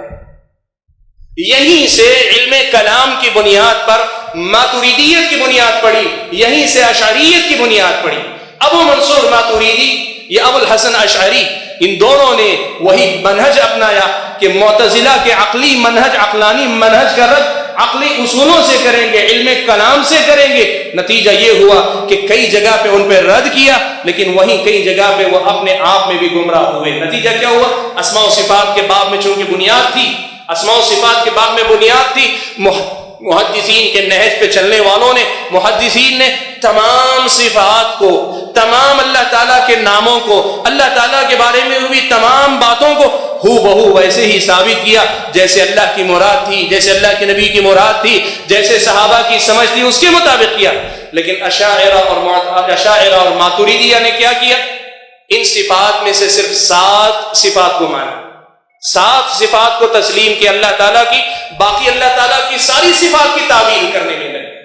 7 صفات کا تو کہا کہ نہیں 7 صفات کو ہم ثابت کریں گے، اللہ تبارک و تعالیٰ خالق، اللہ تبارک و تعالیٰ حی زندہ ہے، سمیع ہے، بصیر ہے، اللہ تعالیٰ علیم ہے، اللہ تعالیٰ قدیر ہے، اور اللہ تبارک و تعالیٰ اللہ تعالیٰ کی جب بات کرتے ہیں صفت کلام بھی اللہ تعالیٰ کے لیے ثابت کی، حالانکہ صفت کلام کے سلسلے میں بھی بڑی تفصیل ہے، تفصیل کا موقع نہیں، لیکن 7 صفات کے علاوہ بقیہ ساری صفات کی انہوں نے تعویل کر لی۔ اسی لیے اللہ تعالیٰ عرش پر مستوی ہے، وہ نہیں مانتے کہ اللہ تعالیٰ عرش پر مستوی، کہتے ہیں اللہ تعالیٰ ہر جگہ موجود ہے۔ اللہ تبارک و تعالیٰ آسمان دنیا پر اتر کر آتے ہیں، کہتے ہیں اللہ تعالیٰ کی رحمت اتر کر آتی ہے۔ صفات کی جملہ تعویل کرنے میں لگ گئے۔ اللہ تعالیٰ کا ہاتھ ہے، کہتے نہیں اللہ تعالیٰ کے ہاتھ سے مراد اللہ تعالیٰ کی قوت ہے، اللہ تعالیٰ کی قدرت ہے۔ آج بھی آپ دیکھتے ہیں والذی نفس محمد بیدی، قسم ہے اس ذات کی کہ محمد کی جان جس کے ہاتھ میں ہے، یہ صحیح ترجمہ ہے صفت کا، لیکن ترجمہ کرنے والے کرتے ہیں قسم ہے اس ذات کی جس کے قبضہ قدرت میں میری جان، یہ صفات کی تعبیر کی بات۔ بھائیو یہ بات میں آپ کے سامنے رکھنا چاہتا ہوں کہ اہل الحدیث نے، محدثین نے تاریخ کی اس عظیم فتنے کا مقابلہ کیا، معتزلہ پر بھی رد کیا، اہل سنت و جماعت کے اس عقیدے کے مطابق ساری صفات کو ثابت کیا، اشاعرہ پر بھی رد کیا اور ماتریدیہ پر بھی رد کیا۔ ان کو بتلایا کہ تم نے معتزلہ پہ رد ضرور کیا، لیکن رد کرنے میں بنیاد تم نے تمہاری اپنی عقل کو یا علم کلام کو یا عقل کو بنیاد بنایا، کتاب و سنت کو تم نے بنیاد نہیں بنایا، اس کی وجہ سے تم گمراہ ہو۔ اور آج بھی ایک سچائی یہ ہے کہ اس دور میں آج بھی اہل الحدیث کے علاوہ اور فقہی مذاہب میں سے حنابلہ کو ایک چھوڑ کر کوئی مسلک ایسا نہیں ہے جو اسماء و صفات کے باب میں صحیح منہج پر پائی۔ ایک اہل الحدیث کی جماعت ہے اور دوسرے حنابلہ میں سے، چونکہ امام احمد بن حنبل رحمۃ اللہ علیہ کی وہ ساتھ ہیں۔ آپ کو ایک چیز بتاؤں، 4 مسلک مشہور ہیں۔ عجیب بات یہ ہے، شوافع سے پوچھئے، کہتے ہیں فقہ میں فروعی مسائل میں ہم امام شافعی کے مقلد ہیں، عقیدے میں کہتے نہیں ہم اشعری ہیں۔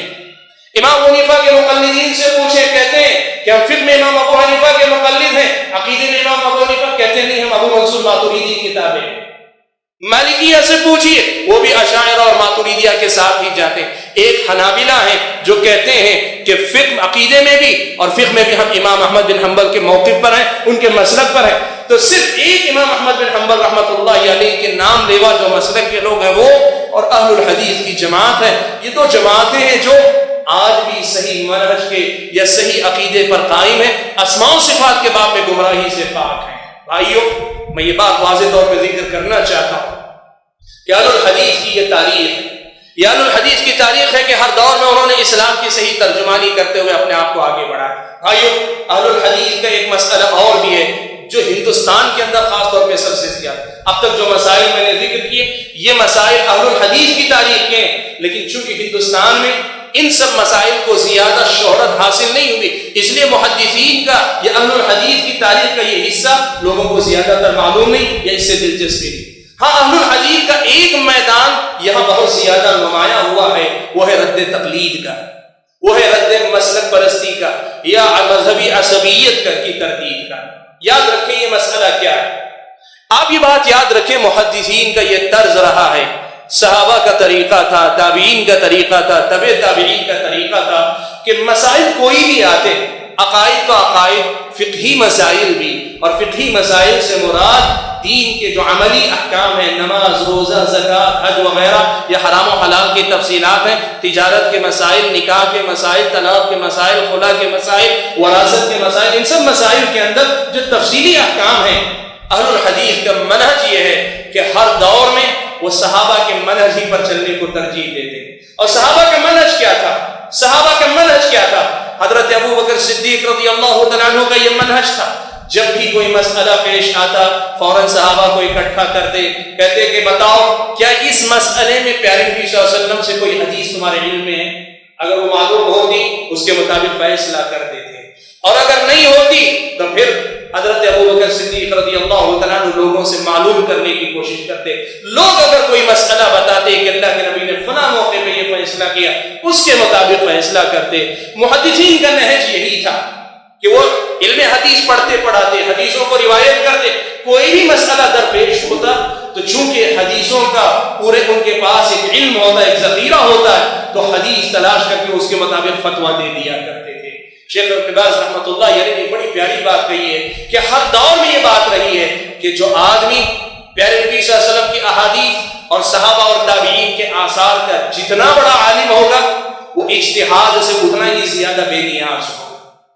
جو جتنا زیادہ نبی اکرم صلی اللہ علیہ وسلم کی احادیث اور صحابہ کے آثار کو جانتا ہوگا اتنا ہی زیادہ وہ اجتہاد سے بے نیاز ہوگا. ان کے پاس حل موجود ہے, بہو تمہیں حل نقل کر دینے کی ضرورت ہوتی ہے. طریقہ یہی رہا محدثین کا کہ وہ زیادہ تر حدیثوں کو روایت کرتے, انہی حدیثوں میں ان کے مسائل کا حل مل جاتا, اور جب حدیثوں میں کوئی مسئلہ نہیں ملتا تب وہ اجتہاد کرتے, اور اجتہاد کر کے حدیثوں میں قیاس کو یا پھر جو ہے حدیث کے عموم کو لے کر وہ مسائل کا جواب دیا کرتے تھے. یہ محدثین کا طریقہ تھا. اسی دوران پہلی صدی کا آخری حصہ, پہلی صدی کا اختتامی دور اور دوسری صدی کا ابتدائی دور شروع ہو رہا تھا کہ عراق کے علاقے کے اندر کچھ ایک گروہ لوگوں کا پیدا ہوا. یہ کون لوگ تھے؟ فقہی مسائل میں انہوں نے حدیث کے بجائے رائے کو انہوں نے بنیاد بنایا. یہ رائے کیا ہے میں تھوڑا سا آپ کے سامنے اس کی وضاحت کر دیتا ہوں. اہل الرائے, مدرسۃ اہل الرائے کی بنیاد پڑی.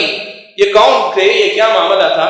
دیکھیے بات یاد رکھیے, اگر آپ حدیث کی تاریخ پڑھتے ہیں, علم حدیث کہاں کہاں اکٹھا ہوا, کہاں کہاں محدثین پہنچے, صحابہ پہنچے, اگر آپ دیکھتے ہیں تو عراق کے علاقے میں حضرت عبداللہ ابن مسعود رضی اللہ تعالیٰ عنہ جیسے جلیل القدر صحابی پہنچے, وہاں انہوں نے اپنا علم کو عام کیا. لیکن اس کے باوجود بالعموم شہروں کا اگر آپ موازنہ کریں گے آپ کو یہ بات پتہ چلے گی کہ کوفہ کا شہر یا کوفہ اور بصرہ کا علاقہ, عراق کا جو علاقہ صوبہ تھا, اس صوبے کے اندر علم حدیث سے شغف رکھنے والے یا علم حدیث کے روایت کرنے والوں کی کمی تھی بمقابلہ دوسرے شہروں کے. مکہ, مدینہ, ملک شام اور بعد میں چل کر خراسان وغیرہ کے علاقے کے مقابلے, ماوراء النہر کا علاقہ, ان سب علاقوں کے مقابلے میں عراق کے علاقے میں علم حدیث سے شغف نسبتاً کم تھا. ایک چیز. اور دوسری طرف یہ بھی مسئلہ تھا کہ یہ علاقہ ایرانی سلطنت کا علاقہ ہے. پرانے دور کے عراق کا علاقہ ایرانی سلطنت کا علاقہ, اور بقیہ جو علاقے ہیں یہ زیادہ تر عربوں کے علاقے ہیں. عرب لوگ فطرت سے بہت غریب تھے. عرب لوگوں کے اندر طبیعت کے اندر سادگی تھی, فطرت سے قریب تھے, وہ مسائل کو بڑی آسانی کے ساتھ سادگی کے ساتھ لے لیتے. لیکن ایرانی کلچر چونکہ ایک گہری تہذیب رکھتے تھے, ان لوگوں کے اندر بہت زیادہ سوالات کرنے, بال کی کھال نکالنے کا مزاج بھی پہلے سے موجود تھا. یہ تو بنیادی سبب ایسے ہوئے, ایک طرف حدیث کے ذخیرے کی دوسرے شہروں کے مقابلے میں کمی, اور دوسری طرف یہ جو کثرت سے سوالات کرنے کا مزاج, ان دو چیزوں نے اکٹھا ہو کر رائے, اہل الرائے کے مدرسے کی بنیاد رکھی. یہ اہل الرائے کا مدرسہ کیا تھا؟ یہ لوگ مسائل میں حدیثوں کو روایت کر کے روایت سے مسائل مستنبط کرنے کے بجائے وہ اس پر ترکیز کرتے تھے کہ شریعت میں اگر کوئی حکم دیا گیا تو اس کی علت کیا ہے, اس کی وجہ کیا ہے, اور پھر اس وجہ کو سامنے رکھ کر ایک ضابطہ بنا لیتے کہ جب بھی یہ علت پائی جائے گی فلاں چیز حرام ہوگی, جب بھی یہ علت پائی جائے گی فلاں چیز واجب ہوگی. انہوں نے کیا کیا, بجائے اس کے کہ نصوص سے مسائل کو مستنبط کر کے لوگوں کے سامنے رکھے, نصوص سے علتوں کو رائے کی بنیاد پر اصولوں کو وضع کر کے اب مسائل کا جواب ان اصولوں کی روشنی میں دینے کا ماحول پیدا کیا.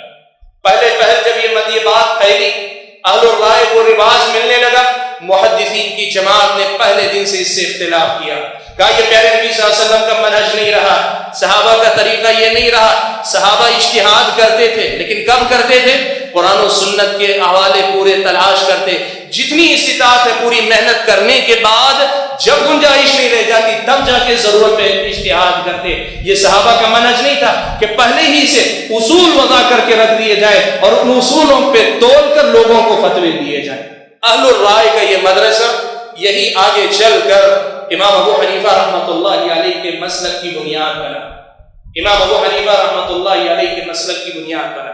محدثین کرام کو اس منہج سے شروع سے اختلاف رہا, اس لیے نہیں کہ وہ اجتہاد کو ناجائز سمجھتے, نہیں, وہ اجتہاد کو جائز ہی نہیں بلکہ بعض حالات میں ضروری مانتے, لیکن اجتہاد کے سلسلے میں ان کا منہج یہ تھا کہ قرآن اور سنت یہ بنیاد ہے, اسی کو سامنے رکھا جائے گا.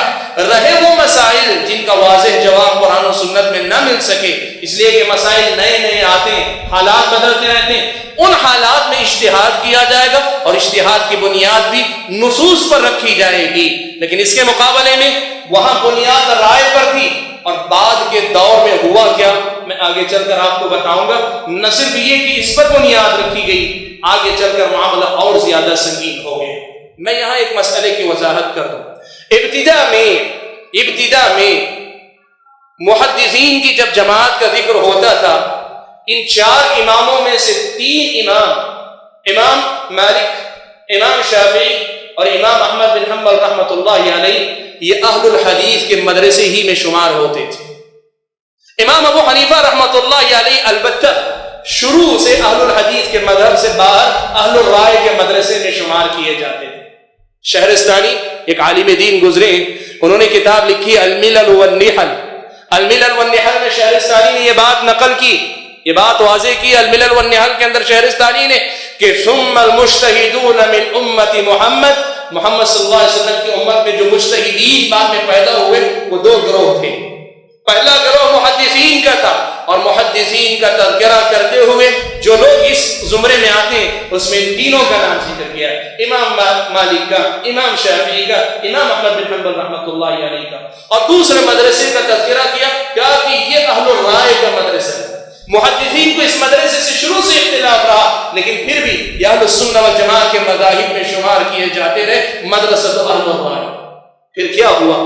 زمانہ آگے بڑھا، محدثین کا جو منہج تھا نصوص سے مسائل کو مستنبط کرنا، لوگوں کے سامنے دلیل کی روشنی میں بات رکھنا، یہ سلسلہ ہر زمانے میں چلتا رہا اور آج تک یہ مدرسہ چلا آیا ہے۔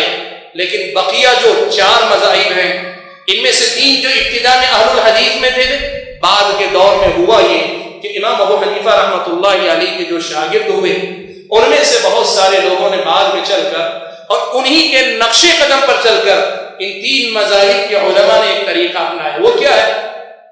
علماء بہت ہوئے، حضرت عبداللہ ابن مبارک، امام اوزاعی، اسحاق ابن راہویہ، سفیان ابن عیینہ، سفیان ثوری، ایسے دسیوں علماء ہیں جن کے شاگرد تھے، جیسے امام ابو حنیفہ کے تھے، امام مالک کے تھے، امام شافعی کے تھے، امام احمد بن حنبل کے تھے، ایسے سب علماء کے شاگرد تھے۔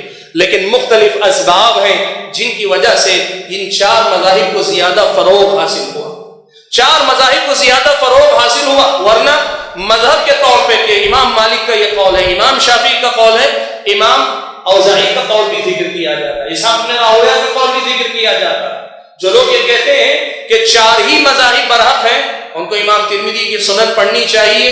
امام ترمذی جہاں امام شافعی کا مسلک ذکر کرتے ہیں، امام ابو حنیفہ کا ذکر کرتے ہیں، وہیں جا کر ساتھ میں امام اوزاعی کا ذکر کرتے ہیں، اسحاق بن راہویہ کا ذکر کرتے ہیں، امام سفیان ثوری کا ذکر کرتے ہیں، سفیان ابن عیینہ کا تذکرہ کرتے ہیں، مختلف اہل علم کا مذہب نقل کرتے ہیں۔ میں یہ بات آپ کے سامنے کرنا چاہ رہا ہوں کہ یہ جو مذاہب تھے، آگے چل کر ہوا یہ کہ ایک تو ان لوگوں نے جو 3 مذہب کے لوگ ہیں، انہوں نے ابتدا میں امام شافعی، مالک اور امام احمد بن حنبل رحمۃ اللہ علیہ احادیث سے مسائل مستنبط کیے، اور مدرسۃ اہل رائے امام ابو حنیفہ رحمۃ اللہ علیہ کے مذہب کے لوگوں نے رائے کی بنیاد پر مسائل میں فتویٰ دیا۔ بعد میں آنے والے ان 4 مذاہب کے جو لوگ تھے، انہوں نے اپنے ائمہ کے جو فتاویٰ ہیں ان سے پھر جو ہے اصول نکالے۔ یہ ذرا نازک مسئلہ ہے، آپ اس کو سمجھیں۔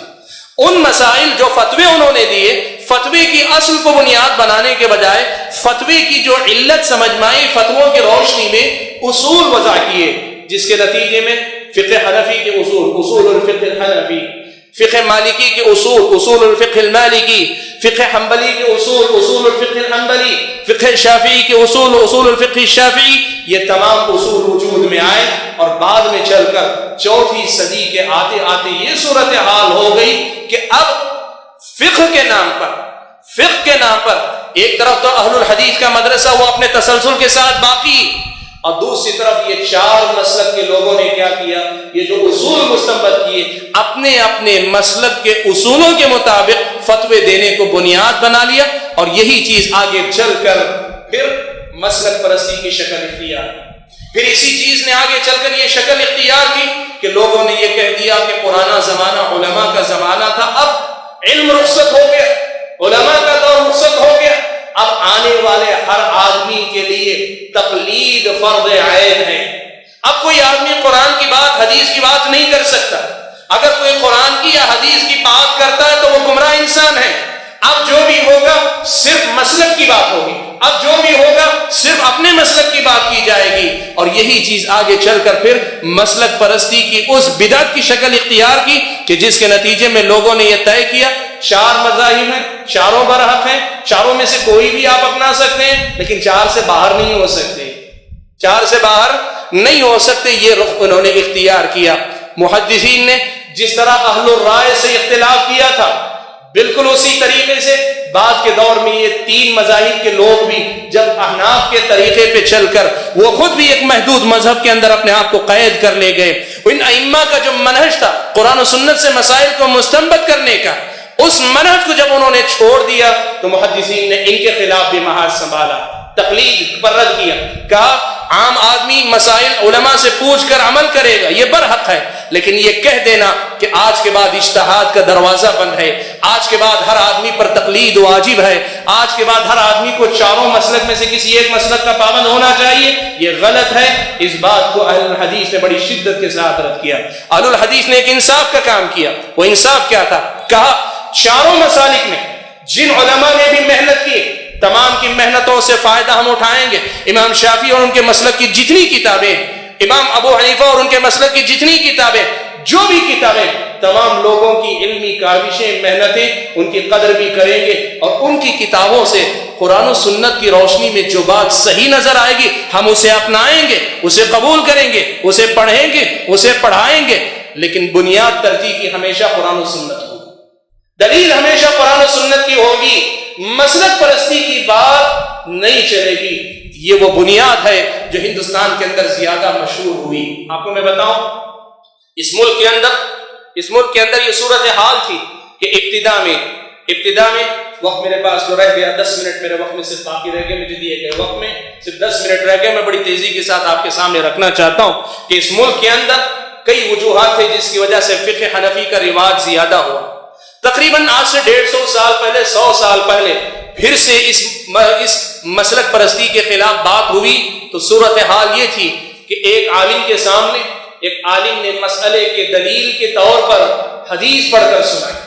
فقہ حنفی کے ایک عالم کے سامنے ایک عالم دین نے ایک مسئلے کی دلیل کے طور پہ حدیث پڑھ کر سنائی تو سامنے والے حنفی عالم نے یہ بات کہی، مارا بحدیث چیکا گر قول امام داری بیار۔ فارسی میں کہا کہ حدیث سے ہمیں کیا لینا دینا ہے، امام صاحب کا کوئی اگر قول ہے تو لا کر اسے دلیل کے طور پہ پیش کر۔ یہ وہ مسلک پرستی تھی جس سے محدثین نے ہمیشہ اختلاف کیا تھا، پہلے دور سے کرتے چلے آئے ہیں، اس دور میں بھی کرتے چلے آئے ہیں۔ امام علماء حدیث میں سے محمد فاخر الہ آبادی ایک عالم دین ہے، محمد حیات سندھی رحمۃ اللہ علیہ سے پڑھ کر انہیں حدیث پر عمل کرنے کا جذبہ پیدا ہوا، اہل الحدیث میں سے اہل حدیث بن کر آئے۔ دلی کی جامع مسجد کے اندر انہوں نے آمین بالجہر کہہ دیا، زور سے آمین کہہ دی۔ جیسے ہی انہوں نے آمین زور سے کہی، چونکہ علماء احناف کے پاس آمین بالسر آہستہ آمین بولنا ہی مسلک ہے، سارے لوگوں کو پر ٹوٹ پڑے۔ اب ان کی سمجھ میں آ گئی بات کہ چونکہ یہاں فقہ حنفی رائج ہے، عوام کو سمجھانا مشکل ہے۔ انہوں نے ایک بات کہی، کہا کہ ذرا ایک کام کرو، تمہاری شہر کا جو سب سے بڑا عالم ہے مجھے اس کے پاس لے کر گئے۔ شاہ ولی اللہ محدث دہلوی رحمۃ اللہ علیہ کا دور تھا، ان کے پاس پہنچے تو شاہ ولی اللہ محدث دہلوی رحمۃ اللہ علیہ نے سارا مسئلہ سننے کے بعد انہوں نے کہا کہ نہیں، آمین بالجہر کرنا سنت رسول سے ثابت ہے، آمین بالجہر کرنا سنت رسول سے ثابت ہے۔ تب لوگوں نے ان کا پیچھا چھوڑا۔ فاخر الہ آبادی نے شیخ شاہ ولی اللہ محدث دہلوی رحمۃ اللہ علیہ سے پوچھا کہ مولانا جب آپ جانتے ہیں یہ مسئلہ آپ جانتے ہیں تو پھر اسے لوگوں کے اندر عام کیوں نہیں کرتے؟ انہوں نے کہا اگر میں عام کر دیا ہوتا تو آج تمہیں بچانے والا کوئی باقی نہیں۔ میں جو بات آپ کے سامنے بتانا چاہتا ہوں وہ یہ کہ اہل الحدیث کا جو تاریخ ہے وہ بہت قدیم ہے، اور بھائیوں آج جو اس ملک کے اندر اہل الحدیث کی بات ہے، اہل الحدیث اصل میں عقیدے کے اندر، اسماء و صفات کے باب کے اندر اشاعرہ اور ماتریدیہ کے طریقے کے بجائے محدثین کے طرز پر اسماء و صفات کو ثابت کرنے کے منہج پر چل رہے ہیں۔ فکر میں، سلوک میں وہ خود ایک میدان ہے۔ بعد کے زمانے کے اندر تہذیب، نفس کی تہذیب کے نام پر، سلوک کے نام پر سلسلے صوفی سلسلوں کو لوگوں نے رواج دیا، 4 سلسلے، نقشبندی، قادری، چشتی، سہروردی، ان چاروں سلسلوں کو رواج دیا، اور اس کے نتیجے میں کئی بدعتیں وجود میں آئیں، یہاں تک کہ وحدت الوجود جیسا عقیدہ وجود میں آیا۔ اہل الحدیث نے نفس کے تزکیے کے لیے بھی احادیث رسول ہی کو بنیاد بنا کر صوفیوں کے ان سلسلوں کا مقابلہ کیا۔ اس ملک کے اندر اہل الحدیث عقیدے کے اندر اسماء و صفات کے باب کے اندر محدثین کے طریقے پر اسماء و صفات کو ثابت کرنے والا گروہ ہے۔ نفس کے تزکیے کے نام پر صوفیہ کی طرف سے جو بد عقیدگیاں یا جو غالی قسم کے عقائد، جو وحدت الوجود وغیرہ کا عقیدہ، اس کے خلاف انہوں نے محاذ سنبھالا ہے۔ اور اتنا ہی نہیں، فقہی مسائل کے اندر محدثین کا جو نہج تھا، صحابہ و تابعین کا جو نہج تھا، اسی نہج پر چل کر قرآن و سنت کو دلیل بنا کر جواب دینا، قرآن و سنت کو دلیل بنا کر کام کرنا، اسی منہج پر اہل الحدیث قائم چلے آ رہے ہیں۔ بھائیو، میں نے جیسے کہا موضوع کے کئی پہلو ہیں، وقت اجازت نہیں دیتا کہ میں لمبی جاؤں، لیکن ایک مسئلے کو میں بتانا چاہوں گا کہ اس ملک ہندوستان کے اندر اہل الحدیث کی تاریخ کتنی پرانی، کتنی قدیم ہے۔ بڑی تیزی کے ساتھ میں آپ کے سامنے بیان کر دوں کہ اہل الحدیث کی تاریخ ہی اس ملک کے اندر سب سے قدیم ہے، اس لیے کہ یہاں آنے والا جو سب سے پہلا گروہ ہے وہ اہل الحدیث کا گروہ تھا۔ سب سے پہلے اس ملک کے اندر آنے والے کون تھے؟ صحابہ تھے۔ سب سے پہلے اس ملک کے اندر آنے والے صحابہ تھے۔ صحابہ کے زمانے میں تو کوئی مسلک نہیں تھا، نہ معتزلہ تھے، نہ خوارج تھے، نہ شیعہ تھے، نہ جہمیہ تھے، نہ اشاعرہ تھے، نہ ماتوریدیہ تھے، نہ فقہی مسائل کے اندر شافعی، حنبلی، مالکی، حنفی کوئی نہیں تھے۔ صحابہ کا جو منہج تھا وہی منہج تو اہل الحدیث کا ہے۔ اور جب صحابہ یہاں آنے والے سب سے پہلے مسلمان ہیں، اور آپ کو بتاؤں مولانا محمد اسحاق بھٹی پاکستان کے ایک بڑے قابل شخص، قابل عالم دین گزرے، بڑے مورخ، انہوں نے ایک کتاب لکھی ہے بر صغیر میں اہل حدیث کی آمد اس عنوان سے۔ اس کتاب میں انہوں نے ذکر کیا ہے کہ نام کے ساتھ جن کی صراحت ملتی ہے 25 صحابہ کرام کے نام ملتے ہیں جنہوں نے اس ہندوستان کے طرف سفر کیا، نام کے ساتھ جو ملتے ہیں، یہ نہیں کہ صرف 25 صحابہ آئے ہیں، نام کے ساتھ جن کا تذکرہ ملتا ہے 25 صحابہ آئے، حضرت عثمان ابن ابی العاص اور حضرت حکم بن ابی العاص رضی اللہ تعالیٰ عنہما وغیرہ، ایک لمبی فہرست حضرت عمر کے زمانے سے ابتدا ہوئی، یزید ابن معاویہ کے دور تک 25 صحابہ کے صراحت کے ساتھ نام ملتے ہیں۔ اور صحابہ کے بعد تابعین میں سے 42 تابعین کے صراحت کے ساتھ نام ملتے ہیں، جن میں سے ایک نام محمد بن قاسم رحمۃ اللہ علیہ کا، جو سن 93 ہجری میں اس ملک کے اندر آئے تھے، کا نام کے ساتھ 42 تابعین کا ذکر ملتا ہے، جو نہ کسی عقیدے کے اعتبار سے نہ فقہی مسالک کے اندر کسی مسلک کے علمبردار نہیں تھے۔ وہ اہل الحدیث کا وہی منہج جو صحابہ کا منہج تھا، جو نبی اکرم صلی اللہ علیہ وسلم کا چھوڑا ہوا منہج تھا، اسی عقیدے پر قائم تھے، اسی منہج پر قائم تھے۔ محدثین کی یہ جماعت، یہ جو ہے اہل الحدیث۔ اور میں یہ بات بتاؤں، اسحاق بھٹی رحمۃ اللہ علیہ نے شمالی ہند کی طرف سے آنے والے صحابہ کا ذکر ضرور کیا، لیکن جنوبی ہند میں جو صحابہ آئے تھے ان کا تذکرہ ان کی کتاب میں نہیں ہے۔ تاریخ سے، جنوبی ہند کی تاریخ سے بات معلوم ہوتی ہے کہ مالابار کا راجہ چیرمان پیرومال اس کا نام تھا، مالابار کا راجہ تھا۔ اس کے بارے میں ایک روایت یہ ہے کہ وہ خود یہاں سے سفر کر کے گیا تھا، پیارے نبی صلی اللہ علیہ وسلم کی خبر سننے کے بعد عرب تاجروں کے ذریعے، اس دور میں مسلمان تاجر جنوبی ہندوستان میں آ کر تبلیغ کیے تھے، ان کی دعوت پر اسلام قبول کر کے اللہ کے نبی سے ملاقات کے لیے گیا تھا، اور بعض روایتوں سے معلوم ہوتا ہے پیارے نبی صلی اللہ علیہ وسلم کے انتقال کے بعد وہ وہاں پہنچا تھا۔ تو جنوب میں جو صحابہ کرام آئے ان کا تذکرہ نہیں ہوا ہے، اس اعتبار سے دیکھیں تو صحابہ کی اور بڑی تعداد۔ یہ جنوب میں آنے والے بھی نہ کسی مسلک کے تھے نہ کسی اور عقیدے کے تھے، صحابہ کا منہج، صحابہ کا عقیدہ اور صحابہ کی منہج ہی پہ چلنے والے تھے۔ اتنا ہی نہیں، تاریخ اگر آپ پڑھیں گے تو آپ کو پتہ چلے گا کہ تاریخ میں جو حکمران اس ملک پہ حملہ آور ہوئے ہیں، باہر سے آنے والے، زیادہ تر افغانستان کے علاقے سے آنے والے وہ لوگ رہے ہیں جو فقہ حنفی کے تابع رہے ہیں، لیکن انہی کے دوران کچھ حکمران کے نام ایسے بھی مجھ کو اور آپ کو ملتے ہیں جو حکمران اہل حدیث تھے، یا جن کے بارے میں مؤرخین نے لکھا ہے کہ وہ اہل حدیث کے منہج پر قائم تھے اور انہی کے مسلک کو رواج دینے والے تھے۔ محمود غزنوی کا نام آپ نے سنا ہے، 1997 عیسوی میں 997 عیسوی میں وہ تخت نشین ہوا تھا، اور 1030 میں اس کا انتقال ہوا تھا، 63 سال کی لگ بھگ عمر تھی۔ ہندوستان پر اس نے ایک روایت کے مطابق 11 مرتبہ حملہ کیا اور ایک دوسری روایت کے مطابق 17 مرتبہ اس نے حملہ کیا ہے۔ مورخین نے لکھا ہے گجرات کے علاقے میں جب اس نے حکومت قائم کی، سرحد کے علاقے افغانستان وغیرہ جو پرانے دور میں ہندوستان کا حصہ یا ہندوستان کے صوبے سے لگے ہوئے صوبے تھے، ہندوستان سے ملے ہوئے، تو ان لوگ وہاں کے مورخین نے لکھا ہے کہ محمود غزنوی اہل الحدیث میں سے تھا۔ محمود غزنوی اس نے جو مدارس اور مسجدیں قائم کی وہ جو ہے اہل الحدیث کی تھی۔ آج بھی میں آپ کو بتاؤں، گجرات کا ایک شہر، ایک چھوٹا سا قصبہ ہے جس کو دیکھنے کا مجھے اتفاق اللہ کے فضل و کرم سے ہوا، سنی نام ہے، چھوٹا سا قصبہ۔ سن 807 ہجری کی وہاں اہل حدیث مسجد قائم ہے آج کی۔ 807 ہجری، آج ہم 1439 ہجری میں بیٹھے ہیں۔ 807 ہجری یعنی یوں کہیے آج سے تقریباً 700 سال پہلے کی قدیم اہل حدیث مسجد گجرات کے علاقے میں، جوناگڑھ کی وہ جو ریاستیں گجرات کے علاقے میں تھی، وہاں اہل الحدیث کا منہج رائج تھا۔ تاریخ فرشتہ ایک کتاب ہے ہندوستان کی تاریخ، بڑی اس کے اندر ہے۔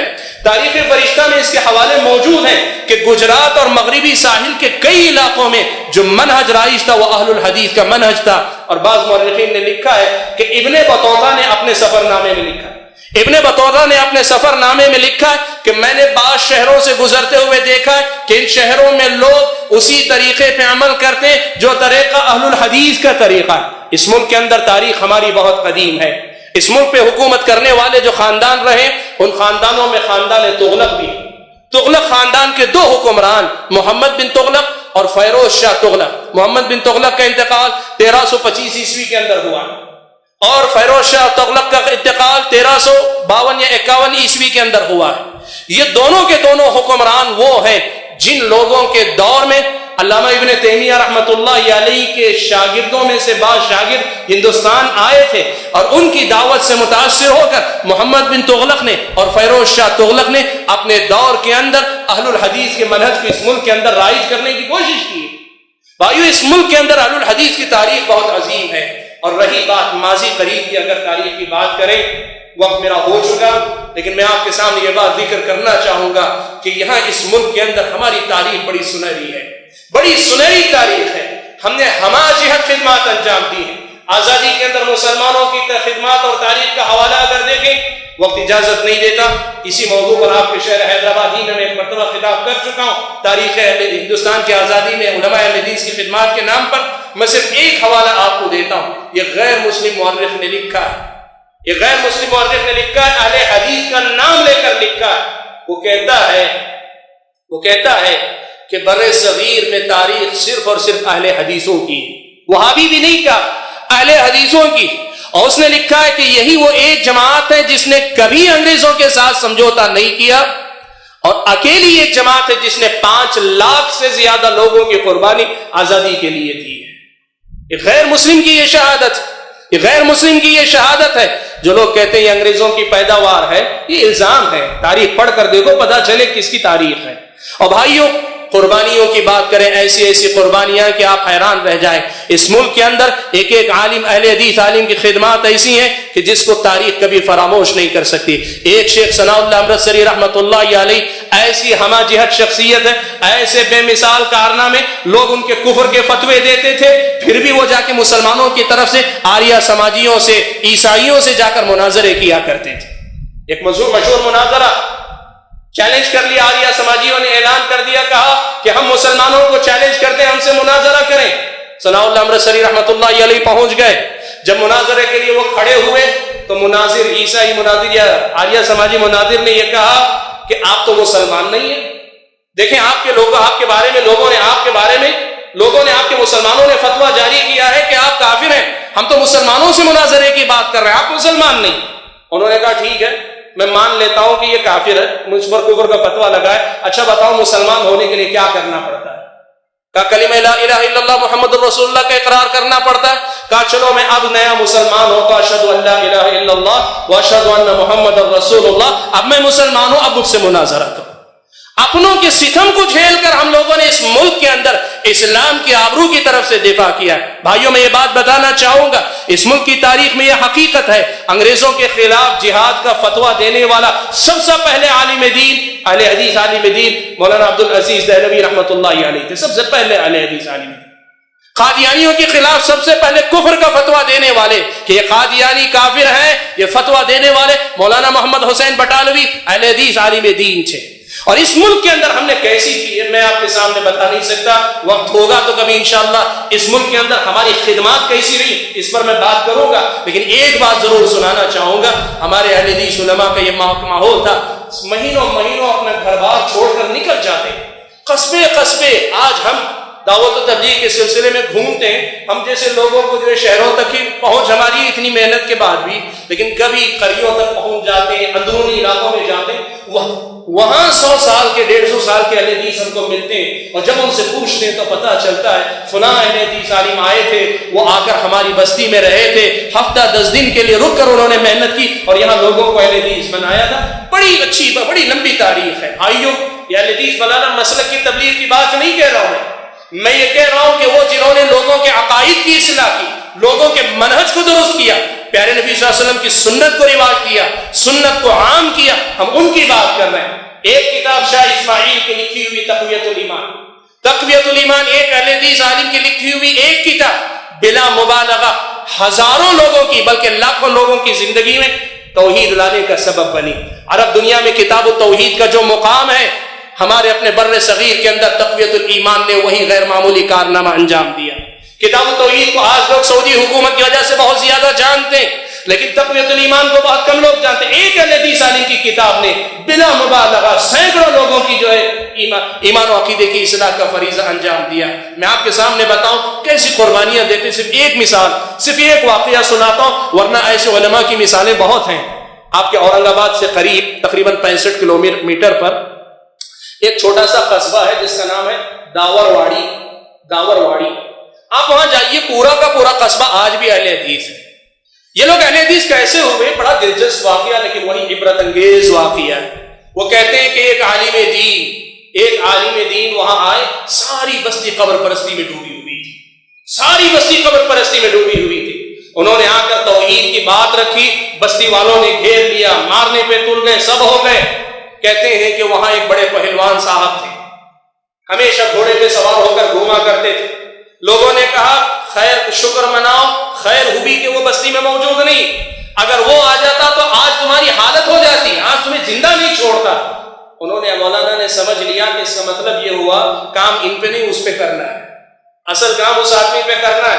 تو نکل گئے بستی سے، اس کا انتظار کرنے لگے. پتا چلا وہ روزانہ کھیتی باڑی کرنے کے لیے جاتا ہے اور وہاں دیکھ بھال کرتا ہے. طریقہ یہ ہوتا تھا جب وہ کھیتی باڑی کرنے کے لیے ہل چلانے لگتے تو اس کے قریب جا کر پہلے سمجھائے. پہلے ہی دن غصہ ہوا اور مارنے کے لیے دوڑایا، دوڑتے ہوئے بچ کر نکل گئے. دوبارہ پھر دوسرے دن آئے، دیکھتے ہی پھر دوڑایا، پھر بچ کر نکل گئے. پھر تیسرے دن واپس لوٹ کر آئے. اس آدمی نے کہا یہ روز آتا ہے تیسرے دن. ان کو بلا کر کہا کیوں پریشان کرتے ہو، کیا مسئلہ؟ انہوں نے کہا میں جو بتا رہا ہوں سن لینے میں حرج کیا ہے آپ کو، میں تو صرف سنانا چاہتا ہوں، سن لیجئے. کہا میرے پاس وقت نہیں ہے، میں کھیتی باڑی میں لگا ہوں. کہا ٹھیک ہے، آپ کھیتی باڑی میں خلل نہ ڈالوں تو آپ تیار ہیں؟ کہا ٹھیک، ہاں تیار ہوں. کہا ٹھیک ہے، آپ کھیتی باڑی کرتے رہیے. وہ ہل چلاتے جا رہے ہیں اور یہ ہاتھ میں صحیح بخاری لیے ہوئے پڑھ پڑھ کے سناتے جاتے ہیں، پڑھ پڑھ کے سناتے جا رہے ہیں. وہ زمین کی کھیتی کر رہے ہیں، یہ اس کی کھیت میں لگے ہوئے. کہتے ہیں 3 دن تک تو پہلے ایسے ہی چلا، اس کے بعد اسے خود ترس آ گیا پہلوان کو. اس نے کہا اللہ کے بندے بہت تھک جاتے ہوگے، کام کرو تم بیٹھے رہو، میں کام ختم کر کے آ کے تم سے سن لیا کروں گا. کہا ٹھیک ہے. 3-4 دن کے بعد ہوا یہ کہ بیٹھ کر سننے لگا، وہی حدیثیں پڑھ کر سناتے، وہی قرآن کی بعض آیتیں پڑھ کر سناتے، توحید سمجھاتے رہے یہاں تک کہ جس کا دل بند تھا اللہ تعالیٰ نے اس کے دروازے کو کھول دیا. اور جب اسے اللہ تعالیٰ نے ہدایت دی تو اس نے یہ کہا کہ مولانا اب مجھ پر تو محنت ہو چکی، اب میرے بعد میرے بستی والوں پر محنت کیجیے. میرے بھائیوں، اس بستی کے بزرگ بتاتے ہیں ابھی پچھلے 10 سال پہلے ان کا انتقال ہوا. جو پہلوان تھے ان کے پوتے نے یہ واقعہ سنایا. وہ یہ بتاتے ہیں، کہتے ہیں کہ ہم نے بعد میں مولانا سے پوچھا کہ مولانا بڑے تیز ترار، بڑے چست نظر آتے تھے، اتنا دوڑائے لیکن کبھی ہاتھ نہیں آئے. ہم کو سمجھانے سے پہلے ہاتھ آتے تو شاید ختم کر دیے جاتے، آخر کھاتے کیا تھے؟ بھائیوں وہ بھی عبرت کی بات ہے. وہ کہتے ہیں کھاتے کچھ نہیں تھے، جو کی سوکھی روٹی رکھے ہوئے تھے اور سوکھے دانے چنے کے رکھے ہوئے تھے، وہی دانے چبا لیتے، وہی روٹی چبا لیتے اور خدمت پہ لگ جاتے. اپنے پیٹ کو مار کر اہل حدیثوں نے یہاں دین و ایمان کی تبلیغ کی. ہماری تاریخ بڑی سنہری ہے. اور میں یہ بات بھی بتانا چاہوں گا، مظلومیت اہل حدیثوں کی یہ خود بھی ایک داستان ہے. کتنی مسجدیں اہل حدیثوں کی توڑی گئیں، گرائی گئی. مسجد اللہ کا گھر ہے، لیکن اہل حدیثوں کے منہج سے دشمنی کے نام پہ مسجدوں کو توڑا گیا. اور میں بتا سکتا ہوں ابھی 2 سال پہلے بھی ایسا ہوا، کئی جگہ پہ ہوا ہے. 2 سال پہلے بھی یہ واقعہ ہوا. ایک نوجوان سعودی عرب جا کر اہل حدیث ہو کر واپس لوٹ کر آیا. اڑیسہ میں اس نوجوان کو بستی والوں نے گھیر کر اسے جان سے مار دیا. ہم نے بڑی قربانیاں دی. کتنی ایسی مثالیں آپ کو چاہیے. اس ملک کے اندر اہل حدیثوں نے ایک ایک سنت کے لیے کتنی قربانی دی. نماز میں انگلی کو حرکت دینا ایک سنت ہے. ایسا ہوا ماضی قریب تک بھی آپ بھی سن سکتے ہیں مثالیں. لوگوں نے نماز میں انگلی ہلائی، لوگوں نے نماز ہی میں پکڑ کر انگلیاں توڑ دی. اہل الحدیث کی روشن تاریخ ہے. بھائیو وقت میرا زیادہ ہو چکا، لیکن ایک پیغام ضرور دینا چاہوں گا. تھے تو وہ تمہارے ہی آبا مگر تم کیا ہو. تھے وہ تمہارے ہی آبا مگر تم کیا ہو. ہاتھ پر ہاتھ دھرے منتظر فردا ہو. اتنی روشن تاریخ رکھنے والے اتنے زیادہ بدمست تو نہیں ہو سکتے، اتنے زیادہ مطمئن تو نہیں ہو سکتے. آج جو توحید کی دولت ملی ہے اس کے لیے جو قربانیاں دی ہیں، کہ اس کا تقاضا نہیں کہ ہمارے بعد ہماری نسلیں اور اس ملک کی بقیہ آبادی کو بھی توحید کی دولت ملے، سنت کی دولت ملے، بدعات سے نجات ملے. اس کے لیے جو قربانی دینی چاہیے، جو محنت کرنی چاہیے، جو فکر مندی ہونی چاہیے، اس کی طرف توجہ دینے کی کوشش کرو. میرے بھائیوں وقت اجازت نہیں دیتا، ورنہ میں آپ کے سامنے ہماری کہاں کہاں تقصیر ہو رہی ہے بڑی لمبی بات کرتا. لیکن جیسے میں نے کہا عنوان بڑا طویل ہے اور بولنے والے کے اندر بھی اتنا حوصلہ نہیں. ایک بات ضرور کہنا چاہوں گا، احسان کا تقاضا یہی ہے کہ آپ بھی احسان کر جائیں. آپ کے ہمارے آبا و اجداد پر احسان ہوا. میں صرف بتاؤں، میرے اپنے خاندان کا اگر میں سلسلہ دیکھتا ہوں، میرے اپنے دادا کو اللہ تعالیٰ نے ہدایت دی، ورنہ میرے اپنے پردادا قبر کے مجاور رہے.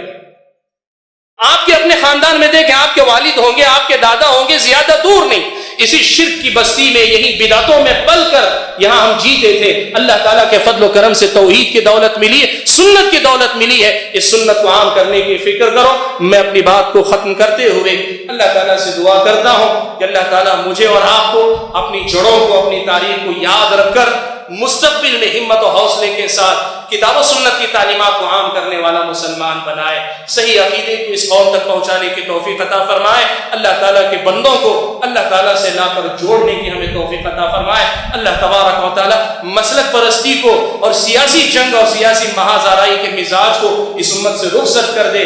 ہمارے اندر اخلاص پیدا کرے. اللہ تعالیٰ صرف اللہ تعالیٰ کی رضا اور خوشنودی کے لیے دعوت و تبلیغ کے فریضے کو انجام دینے کی توفیق عطا فرمائے. آمین. وآخر دعوانا الحمد للہ رب العالمین.